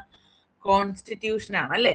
അപ്പൊ ഈ കോൺസ്റ്റിറ്റ്യൂഷൻ ആണ് നമ്മുടെ ഫണ്ടമെന്റൽ റൈറ്റ്സ് ഗ്യാരണ്ടി ചെയ്യുന്നതും ഒപ്പം തന്നെ പ്രൊട്ടക്ട് ചെയ്യുന്നതും. അതുകൊണ്ടാണ് ഈ ഒരു റൈറ്റ്സിനെ, ഈ കളക്റ്റീവ് റൈറ്റ്സിനെ നമ്മൾ ഫണ്ടമെന്റൽ റൈറ്റ്സ് എന്ന് വിളിക്കാൻ കാരണം അതുകൊണ്ടാണ്. നമ്മുടെ കോൺസ്റ്റിറ്റ്യൂഷൻ ആണ് ഈ റൈറ്റ്സുകൾ ഗ്യാരണ്ടി ചെയ്യുന്നതും പ്രൊട്ടക്ട് ചെയ്യുന്നതും എന്നുള്ളത് കൊണ്ടാണ്.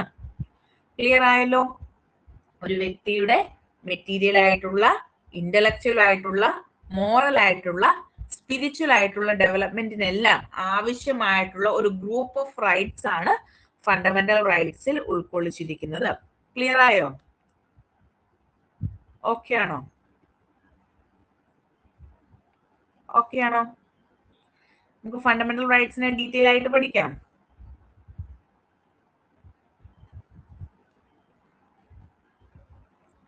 ഫണ്ടമെന്റൽ റൈറ്റ്സിനെ ഡീറ്റെയിൽ ആയിട്ട് പഠിക്കാം. ഓക്കെ, ഇതില് ഒറിജിനൽ കോൺസ്റ്റിറ്റ്യൂഷനിൽ നമുക്ക് 7 ഫണ്ടമെന്റൽ റൈറ്റ്സ് ആയിരുന്നു ഉണ്ടായിരുന്നത്. ഇപ്പൊ നമുക്ക് 6 എണ്ണവേ ഉള്ളൂ. ഒറിജിനലി നമുക്ക് 7 ഫണ്ടമെന്റൽ റൈറ്റ്സ് ഉണ്ടായിരുന്നു. ആദ്യത്തേത് right to equality from articles 14 to 18. 14 മുതൽ 18 വരെ റൈറ്റ് ടു ഇക്വാളിറ്റി. 19 മുതൽ 22 വരെ right to freedom. 23, 24 right against exploitation. 25 to 28 right to freedom of religion. Articles 29 and 30 cultural and educational rights. Right to property, Article 31.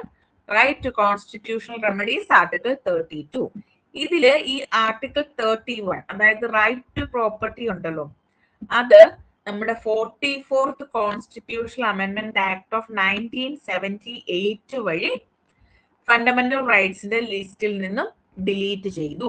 And ഇപ്പോഴത്തെ അതിന്റെ position അതുകൂടി പഠിച്ചു വെക്കണം. ഇപ്പോൾ റൈറ്റ് ടു പ്രോപ്പർട്ടിയുടെ പൊസിഷൻ എന്ന് പറയുന്നത് വെറും ലീഗൽ റൈറ്റ് ആണ്. നമ്മുടെ കോൺസ്റ്റിറ്റ്യൂഷന്റെ ആർട്ടിക്കിൾ 300A പാർട്ട് 12ലാണ് ഇത് ഉൾക്കൊള്ളിച്ചിരിക്കുന്നത്. സോ ഇപ്പോൾ 6 ഫണ്ടമെന്റൽ റൈറ്റ്സ് മാത്രമാണ് നമ്മുടെ കോൺസ്റ്റിറ്റ്യൂഷനിൽ ഉള്ളത്. ക്ലിയർ ആയല്ലോ? ഇത് ഇമ്പോർട്ടന്റ് ആണ്, ഇത് പഠിച്ചു വെച്ചോണേ, ഇത് ഇമ്പോർട്ടന്റ് ആണ്. ഇത് ഇമ്പോർട്ടന്റ് ആണ്, ഇത് ചോദിക്കാറുണ്ട്. ഇപ്പോഴത്തെ current position of right to property എന്നുള്ളത്, ഇപ്പൊ റൈറ്റ് ടു പ്രോപ്പർട്ടി എന്ന് പറയുന്ന ഒരു ഫണ്ടമെന്റൽ റൈറ്റ് അല്ല, അതൊരു ലീഗൽ റൈറ്റ് മാത്രമാണ്. ആർട്ടിക്കിൾ 300A പാർട്ട് 12ലാണത് ഉൾക്കൊള്ളിച്ചിരിക്കുന്നത്. 44th കോൺസ്റ്റിറ്റ്യൂഷണൽ അമെൻമെന്റ് ആക്ട് ഓഫ് 1978 ആണ് ഫണ്ടമെന്റൽ റൈറ്റ്സിന്റെ കാറ്റഗറിയിൽ നിന്നും റൈറ്റ് ടു പ്രോപ്പർട്ടിയെ ഡിലീറ്റ് ചെയ്തത്. ഓക്കെ ആണോ? ക്ലിയർ ആയോ? ക്ലിയർ ആയോ? Article 300A 300A originally constitution ഉണ്ടായിരുന്ന ആർട്ടിക്കിൾ 31 ആണ്. അത് മാറ്റി ഇപ്പൊ 300A മാറ്റിയിരിക്കുന്നത്. ഓക്കെ ആയോ? ക്ലിയർ ആയോ?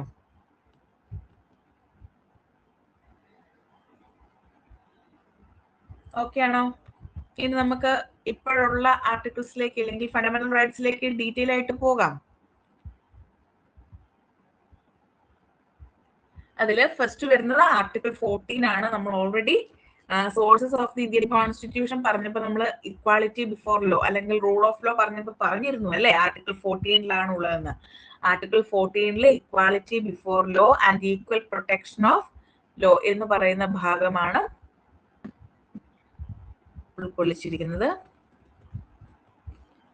ഓക്കെ, ആ ഇക്വാളിറ്റി ബിഫോർ ലോ എന്ന് പറയുന്നത് യു കെയിൽ നിന്നുള്ള കോൺട്രിബ്യൂഷൻ ആണ്, ഇല്ലെങ്കിൽ സോഴ്സ് ആണ്. ഈക്വൽ പ്രൊട്ടക്ഷൻ ഓഫ് ലോ എന്ന് പറയുന്നത് US നിന്നാണ്. ഇതൊക്കെ നമ്മൾ പറഞ്ഞതാണ് അല്ലെ. ഇക്വാളിറ്റി ബിഫോർ ലോ എന്ന് വെച്ചാൽ നിയമത്തിന് മുന്നിൽ എല്ലാവരും തുല്യരാണ് എന്നുള്ള, ഇക്വാളിറ്റി ബിഫോർ ലോ അല്ലെ, നിയമത്തിന് മുന്നിൽ എല്ലാവരും തുല്യരാണ് എന്നുള്ള ഐഡിയ ആണ് പറയുന്നത്. ഈക്വൽ പ്രൊട്ടക്ഷൻ ഓഫ് ലോ എന്ന് പറഞ്ഞാൽ നിയമം മുഖേന എല്ലാവർക്കും തുല്യ സംരക്ഷണം ഉണ്ടായിരിക്കും എന്നുള്ളതാണ് പറയുന്നത്. നിങ്ങൾ ജസ്റ്റ് ഈ കീ വേർഡ്സുകൾ മാത്രം പഠിച്ചു വെച്ചാൽ മതി കേട്ടോ. ഇനി അടുത്തത് ആർട്ടിക്കിൾ 15 ആണ്. ആർട്ടിക്കിൾ 15ന്റെ ബേസിക് ആയിട്ടുള്ള കാര്യം എന്ന് വെച്ചാൽ no discrimination on the grounds of religion, race, caste, sex, place of birth എന്നൊക്കെയാണ് പറയുന്നത്. അതായത് ജാതിയുടെയോ മതത്തിന്റെയോ വർഗത്തിന്റെയോ വർണ്ണത്തിന്റെയോ ലിംഗത്തിന്റെയോ നമ്മൾ എവിടെയാണ് ജനിച്ചതോ എന്നതിന്റെ ഒന്നും അടിസ്ഥാനത്തിൽ യാതൊരു തരത്തിലുള്ള ഡിസ്ക്രിമിനേഷനും പാടില്ല. അതിന്റെ ബേസിക് ആയിട്ടുള്ള ഐഡിയ പ്രൊഹിബിഷൻ ഓഫ് ഡിസ്ക്രിമിനേഷൻ ആണ്. ഇനി ഇതിന് 4 സബ് ഡിവിഷൻസ് ഉണ്ട്, അല്ലെങ്കിൽ 4 പ്രൊവിഷൻസ് ഉണ്ട്. ഒന്നാമത്തേതാണ് പറഞ്ഞത്, അതായത് ഈ പറയുന്ന യാതൊരു ക്രൈറ്റീരിയയുടെ അടിസ്ഥാനത്തിൽ എന്ത് ചെയ്യാൻ പാടില്ല, വിവേചനം നടത്താൻ പാടില്ല. ഏത് മതത്തിൽപ്പെട്ടവരായിക്കോട്ടെ, ഏത് റേസിലുള്ളവരായിക്കോട്ടെ, ഏത് കാസ്റ്റിലുള്ളവരായിക്കോട്ടെ, ഏത് സെക്സ് ആയിക്കോട്ടെ, എവിടെ ജനിച്ചവരായിക്കോട്ടെ, യാതൊരു തരത്തിലുള്ള ഡിസ്ക്രിമിനേഷനും പാടില്ല. ഇനി രണ്ടാമതായിട്ട് പറയുന്നത് discrimination at public places prohibit ചെയ്തിരിക്കുന്നത്. അതായത് ഷോപ്പിലാവട്ടെ, പബ്ലിക് ഹോട്ടൽസിലാവട്ടെ, റെസ്റ്റോറൻറ്റ്സിലാവട്ടെ, വെല്ല്, ടാങ്ക്സ്, ബാത്തിങ് കട്ട്സ്, ഇങ്ങനെയുള്ള പൊതുസ്ഥലങ്ങളിലെല്ലാം ഉള്ള ഡിസ്ക്രിമിനേഷൻ പ്രൊഹിബിറ്റ് ചെയ്തിരിക്കുന്നു. ഇത് കൊണ്ടുവരാനുള്ള ഒരു പ്രധാനപ്പെട്ട കാരണമുണ്ട്. നിങ്ങൾ പണ്ടൊക്കെ പഠിച്ചിട്ടുണ്ടാവും, നമ്മുടെ കാസ്റ്റ് സിസ്റ്റം പഠിക്കുന്ന സമയത്ത് ഈ താഴ്ന്ന ജാതിയിലുള്ള ആളുകൾക്ക് പൊതുകിണറിൽ നിന്നും വെള്ളമെടുക്കാനുള്ള അധികാരം ഉണ്ടായിരുന്നില്ല അല്ലെ? അവരെ അവിടുന്ന് മാറ്റി ഡിസ്ക്രിമിനേറ്റ് ചെയ്ത് നിർത്തിയേക്കുമായിരുന്നു അല്ലെ? നിങ്ങൾ ഈ അംബേദ്കറിനെ കുറിച്ചൊക്കെ പഠിക്കുന്ന സമയത്ത് അദ്ദേഹം ഒരു മഹർ കമ്മ്യൂണിറ്റിയിൽ പെട്ട ആളാണ്. മഹർ കമ്മ്യൂണിറ്റി എന്ന് വെച്ചാൽ മധ്യപ്രദേശിലെ ഒരു ബാക്ക്വേർഡ് എന്ന് വെച്ചാൽ നമ്മൾ പറയുന്ന ഇപ്പോഴത്തെ SC ST എന്നൊക്കെ പറയുന്ന ആ ഒരു കമ്മ്യൂണിറ്റിയിൽ പെടുന്ന ആളാണ് നമ്മുടെ ഡോക്ടർ BR അംബേദ്കർ എന്ന് പറയുന്നത്. അപ്പൊ അദ്ദേഹത്തിനൊന്നും എന്ത് ചെയ്യാൻ പാടില്ലായിരുന്നു, ഇങ്ങനെ ഓപ്പൺ വെല്ലിൽ നിന്നും വെള്ളമൊന്നും എടുക്കാൻ പറ്റത്തില്ലായിരുന്നു. ഇതുപോലെ തന്നെ നമ്മുടെ കേരളത്തിലും പല പല കാര്യങ്ങൾ ഉണ്ടായിട്ടല്ലോ. നിങ്ങൾ കായംകുളം കൊച്ചിന് സിനിമയൊക്കെ കണ്ടിട്ടുണ്ടെങ്കിൽ കണ്ടിട്ടില്ല, ആ കിണറ്റിൽ ഒരു കുട്ടി വീഴുമ്പോ ആ കുട്ടി ഒരു എന്താ ബാക്ക്വേർഡ് കമ്മ്യൂണിറ്റിയിൽപ്പെട്ട ആളാണ് എന്ന് പറഞ്ഞുകൊണ്ട് കിണർ അടച്ചു മൂടാൻ പോകുന്ന ഒരു സീനൊക്കെ നിങ്ങൾ കണ്ടിട്ടുണ്ടോ? ആ സിനിമ കണ്ടിട്ടുണ്ടോ? അപ്പൊ അത്തരത്തിലുള്ള സാഹചര്യങ്ങളൊക്കെ നമ്മുടെ ഇന്ത്യയിൽ നിലനിന്നിരുന്നു. കേരളത്തിന്റെ മാത്രം പർട്ടിക്കുലർ കേസ് അല്ല, ഇന്ത്യയിൽ ഉടനീളം കാസ്റ്റ് സിസ്റ്റം ആയിരുന്നു എക്സ്റ്റാബ്ലിഷ് ആയിട്ട് നിന്നത്. അപ്പൊ ആ കാസ്റ്റ് സിസ്റ്റത്തിന്റെ ഭാഗമായിട്ട് ബാക്ക്വേർഡ് കമ്മ്യൂണിറ്റീസിന് പബ്ലിക് പ്ലേസസിൽ ഡിസ്ക്രിമിനേഷൻ നേരിടേണ്ടി വന്നിട്ടുണ്ട്. സോ ആ സാഹചര്യം ഇനി ഉണ്ടാവാതിരിക്കുന്നതിനായിട്ടാണ് ആർട്ടിക്കിൾ 15(2) നമ്മുടെ കോൺസ്റ്റിറ്റ്യൂഷനിൽ ആഡ് ചെയ്തിരിക്കുന്നത്. ക്ലിയർ ആയല്ലോ? ഓക്കെ, ക്ലിയർ ആയോ? രണ്ടാമത്തെ പ്രൊവിഷൻ ക്ലിയർ ആയോ? ഇനി മൂന്നാമതായിട്ട്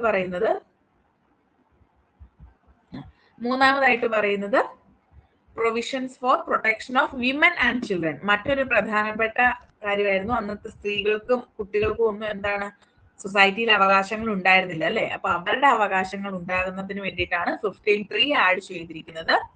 ഇനി നാലാമത്തേത് വളരെ ഇമ്പോർട്ടന്റ് ആണ്, പൊതുവെ ചോദിച്ചു കാണുന്ന ഒരു ആർട്ടിക്കിൾ ആണ് ആർട്ടിക്കിൾ 15(4). അതായത് നമ്മുടെ ബാക്ക്വേർഡ് ക്ലാസസിന്റെ ഇൻട്രസ്റ്റുമായി ബന്ധപ്പെട്ടിട്ട് അല്ലെങ്കിൽ അവരുടെ പ്രൊട്ടക്ഷനുമായി ബന്ധപ്പെട്ടിട്ട് ആഡ് ചെയ്തിരിക്കുന്ന ഇതാണ്. ഒറിജിനൽ കോൺസ്റ്റിറ്റ്യൂഷനിൽ ഈ ആർട്ടിക്കിൾ അല്ലെങ്കിൽ ഈ പ്രൊവിഷൻ ഉണ്ടായിരുന്നില്ല. 1951 ഫസ്റ്റ് അമെൻമെന്റ് ആക്ട് വഴിയാണ് ഈ ഒരു പ്രൊവിഷൻ ഇതിലേക്ക് ആഡ് ചെയ്തത്. ക്ലിയർ ആയോ? ആർട്ടിക്കിൾ 15 ക്ലിയർ ആയോ? ആർട്ടിക്കിൾ 15 ഫുള്ള് ക്ലിയർ ആയോ? ഒന്നാമത്തേത് യാതൊരു തരത്തിലുള്ള ഡിസ്ക്രിമിനേഷനും പാടില്ല. രണ്ടാമത്തേത് പബ്ലിക് പ്ലേസിൽ ഡിസ്ക്രിമിനേഷൻ പാടില്ല. മൂന്നാമത്തെ സ്ത്രീകൾക്കും കുട്ടികൾക്കും എതിരെ പ്രൊട്ടക്ഷൻ ഉണ്ടായിരിക്കണം. നാലാമത്തേത് ബാക്ക്വേർഡ് ക്ലാസസിന് പ്രൊട്ടക്ഷൻ ഉണ്ടായിരിക്കണം. ഇത് ആഡ് ചെയ്യപ്പെട്ടത് ഫസ്റ്റ് അമെൻമെന്റ് ആക്ട് ഓഫ് 1951 വഴിയാണ്. ഓക്കെ ആണോ? ക്ലിയർ ആയോ? ക്ലിയർ ആയോ? 16 പോകട്ടെ. ഓക്കെ, ഇനി 16 പോയി കഴിഞ്ഞാൽ നമുക്കറിയാം equality of opportunities in public employment ആണ് അല്ലെ? അതായത് നമ്മുടെ ഗവൺമെന്റ് ജോലികളിലൊക്കെ എല്ലാവർക്കും ഈക്വൽ ആയിട്ടുള്ള ഓപ്പർച്യൂണിറ്റി നൽകണം എന്നുള്ളതാണ്. ഇനി ഇതിന്റെ കാര്യം പറയുമ്പോഴും 4 പ്രധാനപ്പെട്ട കാര്യങ്ങൾ നമുക്ക് പറയാനുണ്ട്. ഒന്നും രണ്ടിലും ഒരേ കാര്യങ്ങൾ തന്നെയാണ് പറയുന്നത്. റിലീജിയന്റെയോ റേസിന്റെയോ കാസ്റ്റിന്റെയോ സെക്സിന്റെയോ ഇല്ലെങ്കിൽ ഡിസെന്റിന്റെയോ പ്ലേസ് ഓഫ് ബർത്തിന്റെയോ റെസിഡൻസിന്റെയോ ഒന്നും അടിസ്ഥാനത്തിൽ പബ്ലിക് എംപ്ലോയ്മെന്റിൽ എന്ത് ചെയ്യാൻ പാടില്ല? വിവേചനം നടത്താൻ പാടില്ല. രണ്ടാമതായിട്ട് പറയുന്നത്, അതായത് നമ്മുടെ ഗവൺമെന്റ് പോസ്റ്റിലേക്ക്, ഏത് ഗവൺമെന്റ് പോസ്റ്റിലേക്കുള്ള ക്വാളിഫിക്കേഷൻ നമുക്ക് ഫുൾഫിൽ ചെയ്തിട്ടുണ്ട് എങ്കിൽ അത് എന്താണ് മറ്റൊരു അതിന്റെ റെസിഡൻസ് എന്ത് ചെയ്യാൻ പാടില്ല? അതിനൊരു വിവേചനമായിട്ട് നിലകൊള്ളാൻ പാടില്ല. നാലാമത്തേതാണ് ഇമ്പോർട്ടന്റ്. ഇതൊക്കെ നിങ്ങൾ just equality of opportunity in public employment എന്ന് മാത്രം പഠിച്ചാൽ മതി. 4 പഠിക്കണം. 4 ഇതിനകത്താണ് നമ്മുടെ റിസർവേഷൻ ആഡ് ചെയ്തിരിക്കുന്നതെന്ന് പഠിക്കണം. ഈ റിസർവേഷനെ നമ്മൾ പോസിറ്റീവ് ഡിസ്ക്രിമിനേഷൻ എന്നാണ് വിളിക്കുക. കാരണം എന്താണെന്ന് ചോദിച്ചു കഴിഞ്ഞാൽ റിസർവേഷൻ എന്ന് പറയുമ്പോൾ ഒരു സ്പെസിഫിക് കാറ്റഗറി ഓഫ് ആളുകൾക്ക് ഒരു ആനുകൂല്യം നൽകുവാണ് അല്ലെ? അപ്പൊ അത് ഇക്വാളിറ്റിക്ക് എതിരല്ലേ എന്നുള്ള ചിന്തകളൊക്കെ വരാം. പക്ഷെ നമ്മുടെ സൊസൈറ്റിയുടെ നേച്ചർ വെച്ചിട്ട് ഇവിടെ കാസ്റ്റ് സിസ്റ്റം എക്സിസ്റ്റ് ചെയ്തിരുന്നു എന്നുള്ളത് കൊണ്ട് തന്നെ ലോവർ കാസ്റ്റിലുള്ള അല്ലെങ്കിൽ ലോവർ കമ്മ്യൂണിറ്റിയിൽ ഉൾപ്പെടുന്നവർക്ക് ഹയർ പൊസിഷനിലേക്ക് എത്തിച്ചേരാനുള്ള സാധ്യതകൾ ഉണ്ടായിരുന്നില്ല. സോ ആ സാധ്യതകൾ ഉറപ്പാക്കുന്നതിന് വേണ്ടിയിട്ടാണ് റിസർവേഷൻ ആഡ് ചെയ്തിരിക്കുന്നത്. അത് 16(4) പറയുന്നത് ഗവൺമെന്റ് ജോലികളിലേക്ക് റിസർവേഷൻ കൊടുക്കണം എന്ന് പറയുന്നത്. ആൻഡ് ആ റിസർവേഷൻ നമ്മൾ പോസിറ്റീവ് ഡിസ്ക്രിമിനേഷൻ എന്ന് വിളിക്കും. ഓക്കെ ആണോ? ക്ലിയർ ആയോ? 16 എന്ന് പറയുമ്പോൾ നിങ്ങൾ equality of opportunity in public employment എന്ന് പഠിക്കുക. പക്ഷെ 16(4) റിസർവേഷൻ ആണെന്ന് പഠിച്ചു വെക്കണം കേട്ടോ. ക്ലിയർ ആണോ? ഓക്കെ ആണോ? 17 പോകട്ടെ.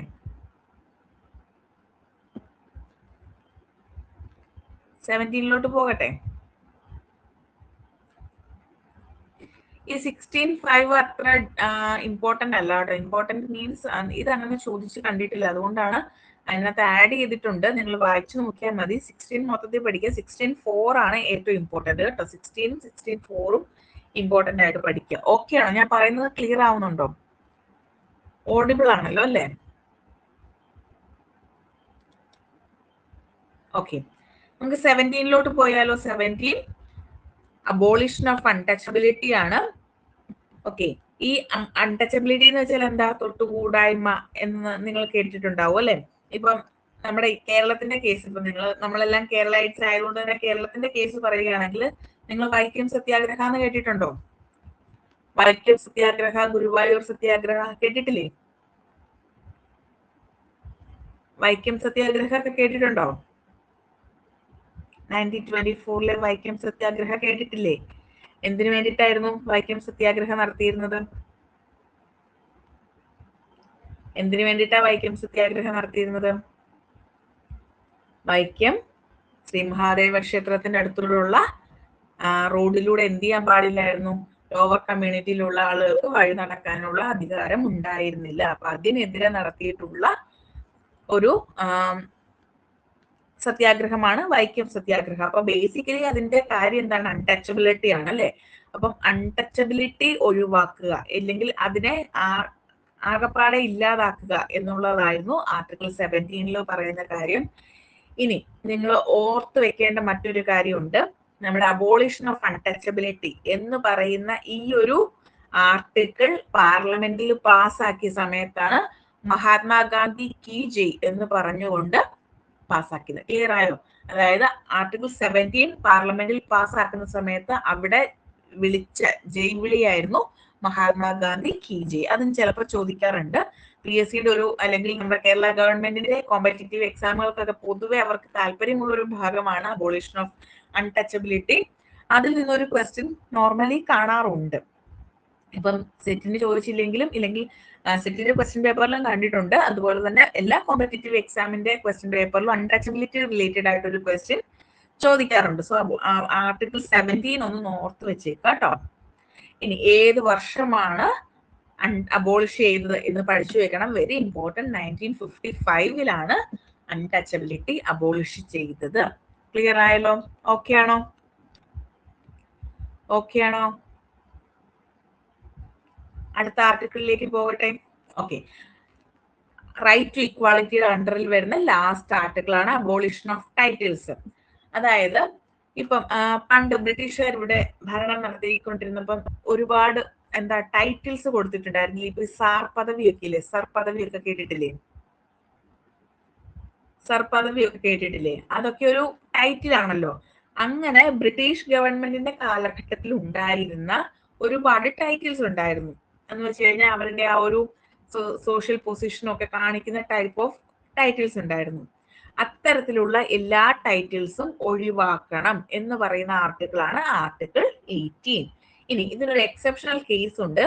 ഒന്ന് അക്കാഡമിക് ടൈറ്റിൽസ്, രണ്ടാമത്തേത് മിലിറ്ററി ടൈറ്റിൽസ്. ഇത് രണ്ടും ഇവിടെ എക്സെപ്ഷണൽ കേസ് ആണ്. അതുകൊണ്ടാണ് ഭാരതരത്ന, പത്മവിഭൂഷൺ, പത്മശ്രീ, പത്മവിഭൂഷൺ, അതുപോലെ തന്നെ നാഷണൽ അവാർഡ്സ്, അശോക ചക്ര, പരമവീര ചക്ര എന്നൊക്കെ പറഞ്ഞ ഒരുപാട് ടൈറ്റിൽസ് നമുക്ക് ഇപ്പൊ കിട്ടാറില്ലേ? ഇന്ത്യയിൽ കൊടുക്കാറില്ലേ? ഇതൊരു എക്സെപ്ഷണൽ കേസസ് ആണ്. കാരണം ഇന്ത്യൻ ഗവൺമെന്റ് നേരിട്ട് കൊടുക്കുന്ന മിലിറ്ററി ആൻഡ് അക്കാഡമിക് ടൈറ്റിൽസ് ഇതിൽ നിന്നും എക്സെപ്റ്റ് ചെയ്തിട്ടുണ്ട് എന്നുള്ളത് ഓർത്ത് വെച്ചേക്കുക. ഓക്കെ, ക്ലിയർ ആയോ? സോ 14, 15, 16, 17, 18 ഇത്രയുമാണ് റൈറ്റ് ടു ഇക്വാളിറ്റിയുടെ അണ്ടറിൽ വരുന്ന ആർട്ടിക്കിൾസ്. ഓക്കെ ആയോ? ക്ലിയർ ആയോ? നമുക്ക് റൈറ്റ് ടു ഫ്രീഡം കൂടെ പറഞ്ഞ് നിർത്താം കേട്ടോ. റൈറ്റ് ടു ഫ്രീഡം കൂടെ പറഞ്ഞ് നിർത്താം. ഓക്കെ, രണ്ടാമത്തേത് റൈറ്റ് ടു ഫ്രീഡം ആണ്. ആർട്ടിക്കിൾ 19 മുതൽ 22 വരെയുള്ള ആർട്ടിക്കിൾസിലാണ് റൈറ്റ് ടു ഫ്രീഡത്തെ കുറിച്ച് പറയുന്നത്. ഇതില് ആർട്ടിക്കിൾ 19 കുറച്ച് ഇമ്പോർട്ടന്റ് ആണ്. കാരണം ഇപ്പം 19 നമുക്ക് 6 ഫ്രീഡത്തെ കുറിച്ച് പറയുന്നുണ്ട് കേട്ടോ. 6 ഫ്രീഡത്തെ കുറിച്ച് പറയുന്നുണ്ട്. ഇതിന്റെ ഓർഡർ നിങ്ങൾ പഠിച്ചു വെക്കണം. ഇത് ഇമ്പോർട്ടന്റ് ആണ്. ഇതിന്റെ ഓർഡർ ചിലപ്പോൾ ചോദിക്കാം കേട്ടോ. സോ ഇതിന്റെ ഓർഡർ പഠിച്ചു വെക്കണം. ആദ്യമായിട്ട് പറയുന്ന right to speech and expression, അഭിപ്രായ സ്വാതന്ത്ര്യം. രണ്ടാമത്തേത് ഫ്രീഡം ടു അസംബിൾ പീസ്ഫുള്ളി, അതായത് സമാധാനപരമായി സമ്മേളിക്കാനുള്ള അവകാശം. മൂന്നാമത്തേത് freedom to form associations, associations രൂപീകരിക്കാനുള്ള അവകാശം. ഫ്രീഡം ഓഫ് മൂവ്മെന്റ്, ഇന്ത്യയിൽ എവിടെയും സഞ്ചരിക്കാനുള്ള അവകാശം. ദെൻ ഫ്രീഡം ഓഫ് റെസിഡൻസ്, ഇന്ത്യയിൽ എവിടെയും താമസിക്കുവാനുള്ള അവകാശം.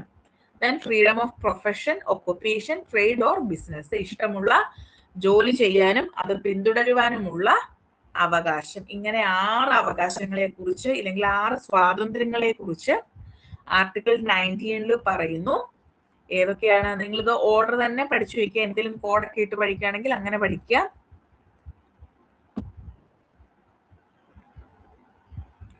ഓക്കെ, അപ്പം speech and expression, assemble peacefully, form associations, movement, residence, profession, occupation, trade or business. ഇതാണ്. ഇനി ഇതിന്റെ ഒരു എക്സെപ്ഷണൽ കേസ് ഉണ്ടായിരുന്നു. എന്തായിരുന്നു ഇതിന്റെ എക്സെപ്ഷണൽ കേസസ് എന്ന് പറയാമോ?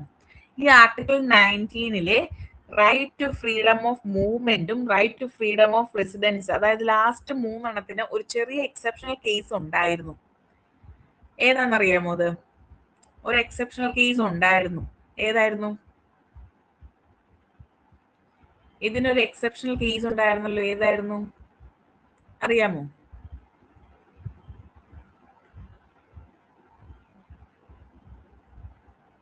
ആർട്ടിക്കിൾ 19 ഒരു എക്സെപ്ഷണൽ കേസ് ഉണ്ടായിരുന്ന ഏതാണ്?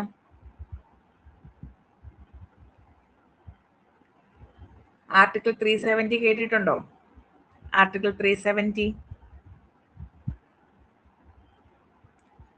ആർട്ടിക്കിൾ 370 കേട്ടിട്ടുണ്ടോ?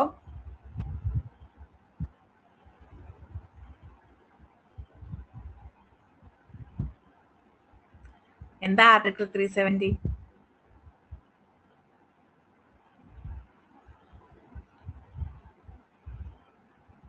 ആർട്ടിക്കിൾ 370 എന്തായിരുന്നു?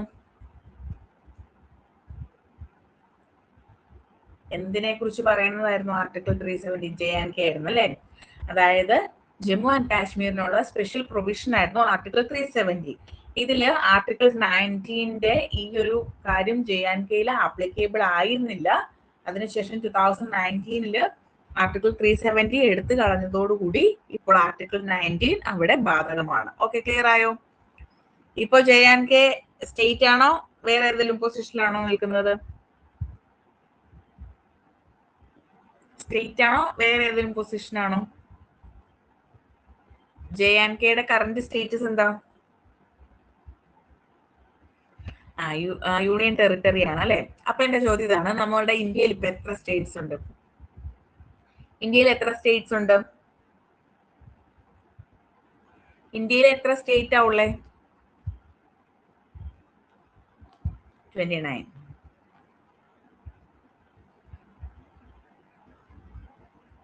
ഓക്കെ, എത്ര യൂണിയൻ ടെറിട്ടറീസ് ഉണ്ട്?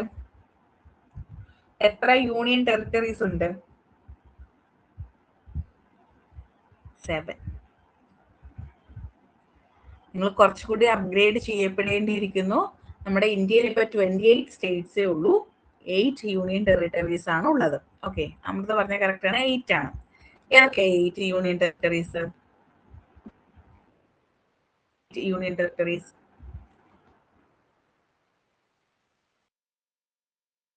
നിങ്ങളിവിടെ ഉണ്ടല്ലോ. എന്റെ ലാപ്പ് ഓഫ് ആയി പോയി, ചാർജ് തീർന്നിട്ട്. സോറി കേട്ടോ, ഞാൻ ജസ്റ്റ് പറഞ്ഞിനി നിർത്തിക്കോളാം. കേൾക്കുന്നുണ്ടല്ലോ അല്ലെ? പറയുന്നത് കേൾക്കാലോ അല്ലെ?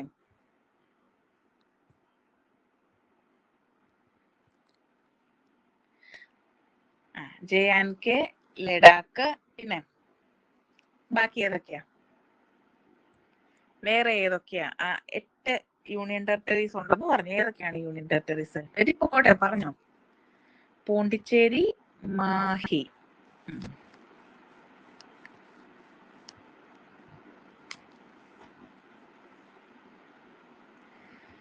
ഓക്കെ, നിങ്ങൾ കുറച്ചുകൂടി ഈ ഒരു കാര്യത്തില് അപ്ഡേറ്റ് ആവണം കേട്ടോ. നമുക്ക് 8 യൂണിയൻ ടെറിട്ടറീസ് ആണ്. നേരത്തെ 7 ഉണ്ടായിരുന്നത്, അതിനുശേഷം 8 ആയിരിക്കും. ഇനി ഏതൊക്കെയാണെന്ന് ഞാൻ പറഞ്ഞുതരാം. ഒന്ന് പുതുച്ചേരിയാണ്. പോണ്ടിച്ചേരിയുടെ പേര് മാറ്റിയാണ് പുതുച്ചേരി. അതിന്റെ ഭാഗമാണ് കേട്ടോ മാഹി. മാഹി എന്ന് പറഞ്ഞൊരു യൂണിയൻ ടെറിട്ടറി നമുക്ക് ഇല്ല. ഓക്കെ, ക്ലിയർ ആയോ? മാഹി എന്ന് പറഞ്ഞൊരു യൂണിയൻ ടെറിട്ടറി നമുക്കില്ല. പോണ്ടിച്ചേരിയുടെ ഭാഗമാണ് ഏതെന്ന് പറയുന്നത്? മാഹി എന്ന് പറയുന്നത്. ഇനി മറ്റൊരു പ്രധാനപ്പെട്ട യൂണിയൻ ടെറിട്ടറിയാണ് നമ്മുടെ ആൻഡമാൻ നിക്കോബാർ ഐലൻഡ്സ്. ആൻഡമാൻ നിക്കോബാർ ഐലൻഡ്സ് ഉണ്ട്, ചണ്ഡീഗഡ് ഉണ്ട്, ഇനി ഡൽഹി ഉണ്ട്, ജമ്മു ആൻഡ് കാശ്മീർ ഉണ്ട്, ദെൻ ലഡാക്ക് ഉണ്ട്, ലക്ഷദ്വീപ് ഉണ്ട്, പുതുച്ചേരി ഉണ്ട്. ഇനി ഇതിനൊക്കെ കുറച്ച് കാര്യങ്ങളൂടെ ഞാൻ പറഞ്ഞുതരാം. ഒരെണ്ണം ഞാൻ നിങ്ങൾക്ക് സ്കിപ്പ് ചെയ്താണ് പറഞ്ഞിരിക്കുന്നത്. അതിന്റെ കാര്യം ഇനി ഞാൻ പറഞ്ഞുതരാം. ഞാൻ പറഞ്ഞല്ലോ ഡൽഹി. ഡൽഹിയുടെ പേരെന്താ ശരിക്കും? ഡൽഹി എന്നാണോ നമ്മളോട് ചോദിക്കുമ്പോൾ നിങ്ങൾ ഡൽഹി എന്നാണോ പറയേണ്ടത്? ആക്ച്വലി ഡൽഹിയുടെ പേര് national capital territory of Delhi എന്നാണ്. അത് അങ്ങനെ തന്നെ പറയണം കേട്ടോ. നമ്മുടെ യുടെ പേര് national capital territory of Delhi എന്നാണ്. 1993 പേര് മാറ്റിയതാണ്. ഇപ്പോഴും ആളുകൾ എങ്ങനെയാണ് പറയുക? ഡൽഹി എന്നാണ് പറയുന്നത്. ആക്ച്വലി അതിന്റെ പേര് അങ്ങനല്ല. സോ അത് ഓർത്ത് വെക്കുക. ഇനി നേരത്തെ നമുക്ക് 7 യൂണിയൻ ടെറിട്ടറീസ് ഉണ്ടായിരുന്നു. അപ്പൊ 2 എണ്ണം, ദാദ്ര നാഗർ ഹവേലി, ദാമൻ ദിയു, രണ്ടും 2 യൂണിയൻ ടെറിട്ടറീസ് ആയിട്ടായിരുന്നു നിലകൊണ്ടത്. അപ്പൊ ജമ്മു ആൻഡ് കാശ്മീരും ലഡാക്കും വരുമ്പോൾ സ്വാഭാവികമായിട്ട് നമുക്ക് 9 എന്നൊരു നമ്പറിലേക്കല്ലേ എത്തേണ്ടത്. അത് പക്ഷെ 8ലേക്കാണ് എത്തിയത്. കാരണം എന്താണ്? ദാമൻ ആൻഡ് ദിയും ദാദ്ര നാഗർ ഹവേലിയും ഒരുമിപ്പിച്ചു. നേരത്തെ ഇത് 2 ആയിട്ടായിരുന്നു ഇരുന്നത്. 2 യൂണിയൻ ടെറിട്ടറീസ് ആയിരുന്നു, സെപ്പറേറ്റ് യൂണിയൻ ടെറിട്ടറീസ് ആയിരുന്നു. ഇപ്പൊ അത് ഒറ്റ യൂണിയൻ ടെറിട്ടറിയാണ്. ദാമൻ ആൻഡ് ദിയു, ദാദ്ര നാഗർ ഹവേലി രണ്ടും കൂടെ ഒറ്റ യൂണിയൻ ടെറിട്ടറിയാണ്. ഇനി നമ്മുടെ കാശ്മീരിന്റെ കാര്യത്തിലേക്ക് പോവുകയാണെങ്കിൽ ശ്രീനഗറും കാശ്മീരും 2 എണ്ണമാണ് നമുക്ക് പറയാനുള്ളത്. ശ്രീനഗർ സമ്മറിലെ ആണ്, ജമ്മു വിന്ററിലാണ് കേട്ടോ. അപ്പൊ ജമ്മു വിന്റർ ആണ്, ശ്രീനഗർ ആണ് സമ്മറില്. ഇനി ഓർത്ത് വെക്കേണ്ട മറ്റൊരു കാര്യം, ജമ്മു ആൻഡ് കാശ്മീരിനാണ് ലെജിസ്ലേറ്റീവ് അസംബ്ലി ഉള്ള ഒരു യൂണിയൻ ടെറിട്ടറി. ക്ലിയർ ആയോ? ലെജിസ്ലേറ്റീവ് അസംബ്ലി ഉള്ള union territory Jammu and Kashmir ആണ്. ഓക്കെ ആണോ? ക്ലിയർ ആയോ? ഈ കാര്യത്തെ കുറിച്ച് നിങ്ങൾക്കൊരു ക്ലാരിറ്റി കിട്ടിയോ? ഇനി തെറ്റിക്കുവോ? നിങ്ങളോട് ചോദിച്ചു കഴിഞ്ഞാൽ 28/8 എന്നാണ് ഓർത്ത് വെക്കേണ്ടത് കേട്ടോ. ഓക്കെ ആണോ? ക്ലിയർ ആയോ?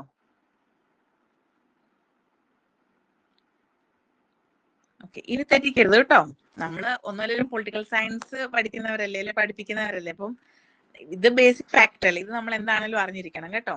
ഇതിൽ വരുന്ന ചേഞ്ചസ് ഒക്കെ നിങ്ങൾ എപ്പോഴും ഒന്നുകൂടി പറയാം. യൂണിയൻ ടെറിട്ടറീസ് ഫുള്ള് പറയണോ അതോ 8 പറയണം? ഓക്കെ, ഒന്നാമത്തേത് പോണ്ടിച്ചേരി. അതിനെ ഇപ്പൊ നമ്മൾ പറയുന്ന പേര് പുതുച്ചേരി എന്നാണ്. അതിന്റെ പേര് പുതുച്ചേരി എന്നാക്കി. ഇനി നമ്മുടെ capital, national capital territory of Delhi എന്നാണ് ന്യൂഡൽഹി എന്ന് പറയുന്ന യൂണിയൻ ടെറിട്ടറിയുടെ പേര്. അത് അങ്ങനെ തന്നെ നിങ്ങൾ പഠിച്ചു വെക്കുക, national capital territory of Delhi. ഇനി മൂന്നാമത്തേത് ദാദ്ര നാഗർ ഹവേലി, ദാമൻ ആൻഡ് ദിയു. നേരത്തെ ഇത് 2 എണ്ണമായിരുന്നു, ഇപ്പൊ ഒരെണ്ണമാണ്. ദാദ്ര നാഗർ ഹവേലി, ദാമൻ ആൻഡ് ദിയു. ഇത് മൂന്നാമത്തേത്. നാലാമത്തേത് ചണ്ഡീഗഡ്. അഞ്ചാമത്തേത് കാശ്മീർ അല്ലെ JNK, ജമ്മു കാശ്മീർ എന്ന് വേണമെങ്കിൽ പറയാം. ജമ്മു കാശ്മീരിൽ 2 ക്യാപിറ്റൽ ഉണ്ട്, ശ്രീനഗറും ഉണ്ട്, ജമ്മു ഉണ്ട്. അത് ഓർത്ത് വെക്കുക. പിന്നെ നെക്സ്റ്റ് വരുന്നത് ആൻഡമാൻ നിക്കോബാർ ഐലൻഡ്സ്, പിന്നെ ലക്ഷദ്വീപ്. ഓക്കെ ആണോ? ക്ലിയർ ആയോ? ഓക്കെ ആണോ?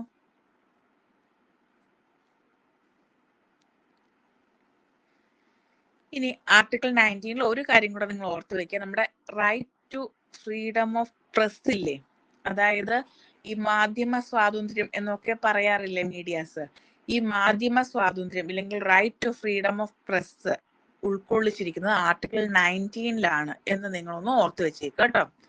Right to freedom of press എന്ന് പറയുന്നത് ആർട്ടിക്കിൾ 19 ഭാഗമായിട്ടാണ് വരുന്നത്. അതിൽ right to speech, right freedom of speech and എക്സ്പ്രഷന്റെ അണ്ടറിലാണ് ഈ റൈറ്റ് ടു പ്രസ് വരിക എന്നുള്ളത് കൂടി ഒന്ന് ഓർത്ത് വെച്ചേക്കുക. ക്ലിയർ ആയോ?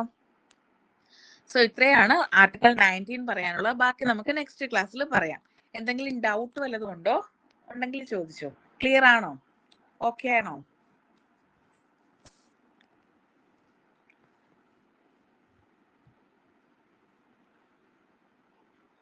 ഓക്കെ ആണോ? ഓക്കെ, എന്ന് നമുക്ക് നെക്സ്റ്റ് ക്ലാസ്സിൽ കാണാം അല്ലേ? ഇത് ഓർഡർ ഒന്നും വേണ്ട, നിങ്ങൾ ജസ്റ്റ് ഞാൻ നിങ്ങൾക്ക് മനസ്സിലാക്കാൻ വേണ്ടിയിട്ട് ബേസിക് ഫാക്ട് പറഞ്ഞു തന്നേ ഉള്ളൂ കേട്ടോ. ഇതിന്റെ വർഷമൊക്കെയാണ്, അതായത് എന്നാണ് ഇത് യോജിപ്പിച്ചത്, എന്നാണ് ഇതിന്റെ ഡിലീറ്റ് ചെയ്തത്, ആർട്ടിക്കിൾ 370 ഡിലീറ്റ് ചെയ്തത്, അങ്ങനെയുള്ള കാര്യങ്ങളൊക്കെ നിങ്ങളോട് എക്സാമിന് ചോദിക്കത്തുള്ളൂ. ഇല്ലെങ്കിൽ നമുക്ക് എത്ര യൂണിയൻ ടെറിട്ടറി ഉണ്ടെന്നൊന്നും ആരും ചോദിക്കത്തില്ല. പക്ഷെ as A political science teacher നമ്മൾ മനസ്സിലാക്കി വെക്കേണ്ട ഒരു ബേസിക് ഫാക്ട് ആണിത്. അതുകൊണ്ട് ഞാൻ പറഞ്ഞു എന്നേ ഉള്ളൂ. ഓക്കെ, ബാക്കി നമുക്ക് നെക്സ്റ്റ് ക്ലാസ്സിൽ പറയാം. താങ്ക്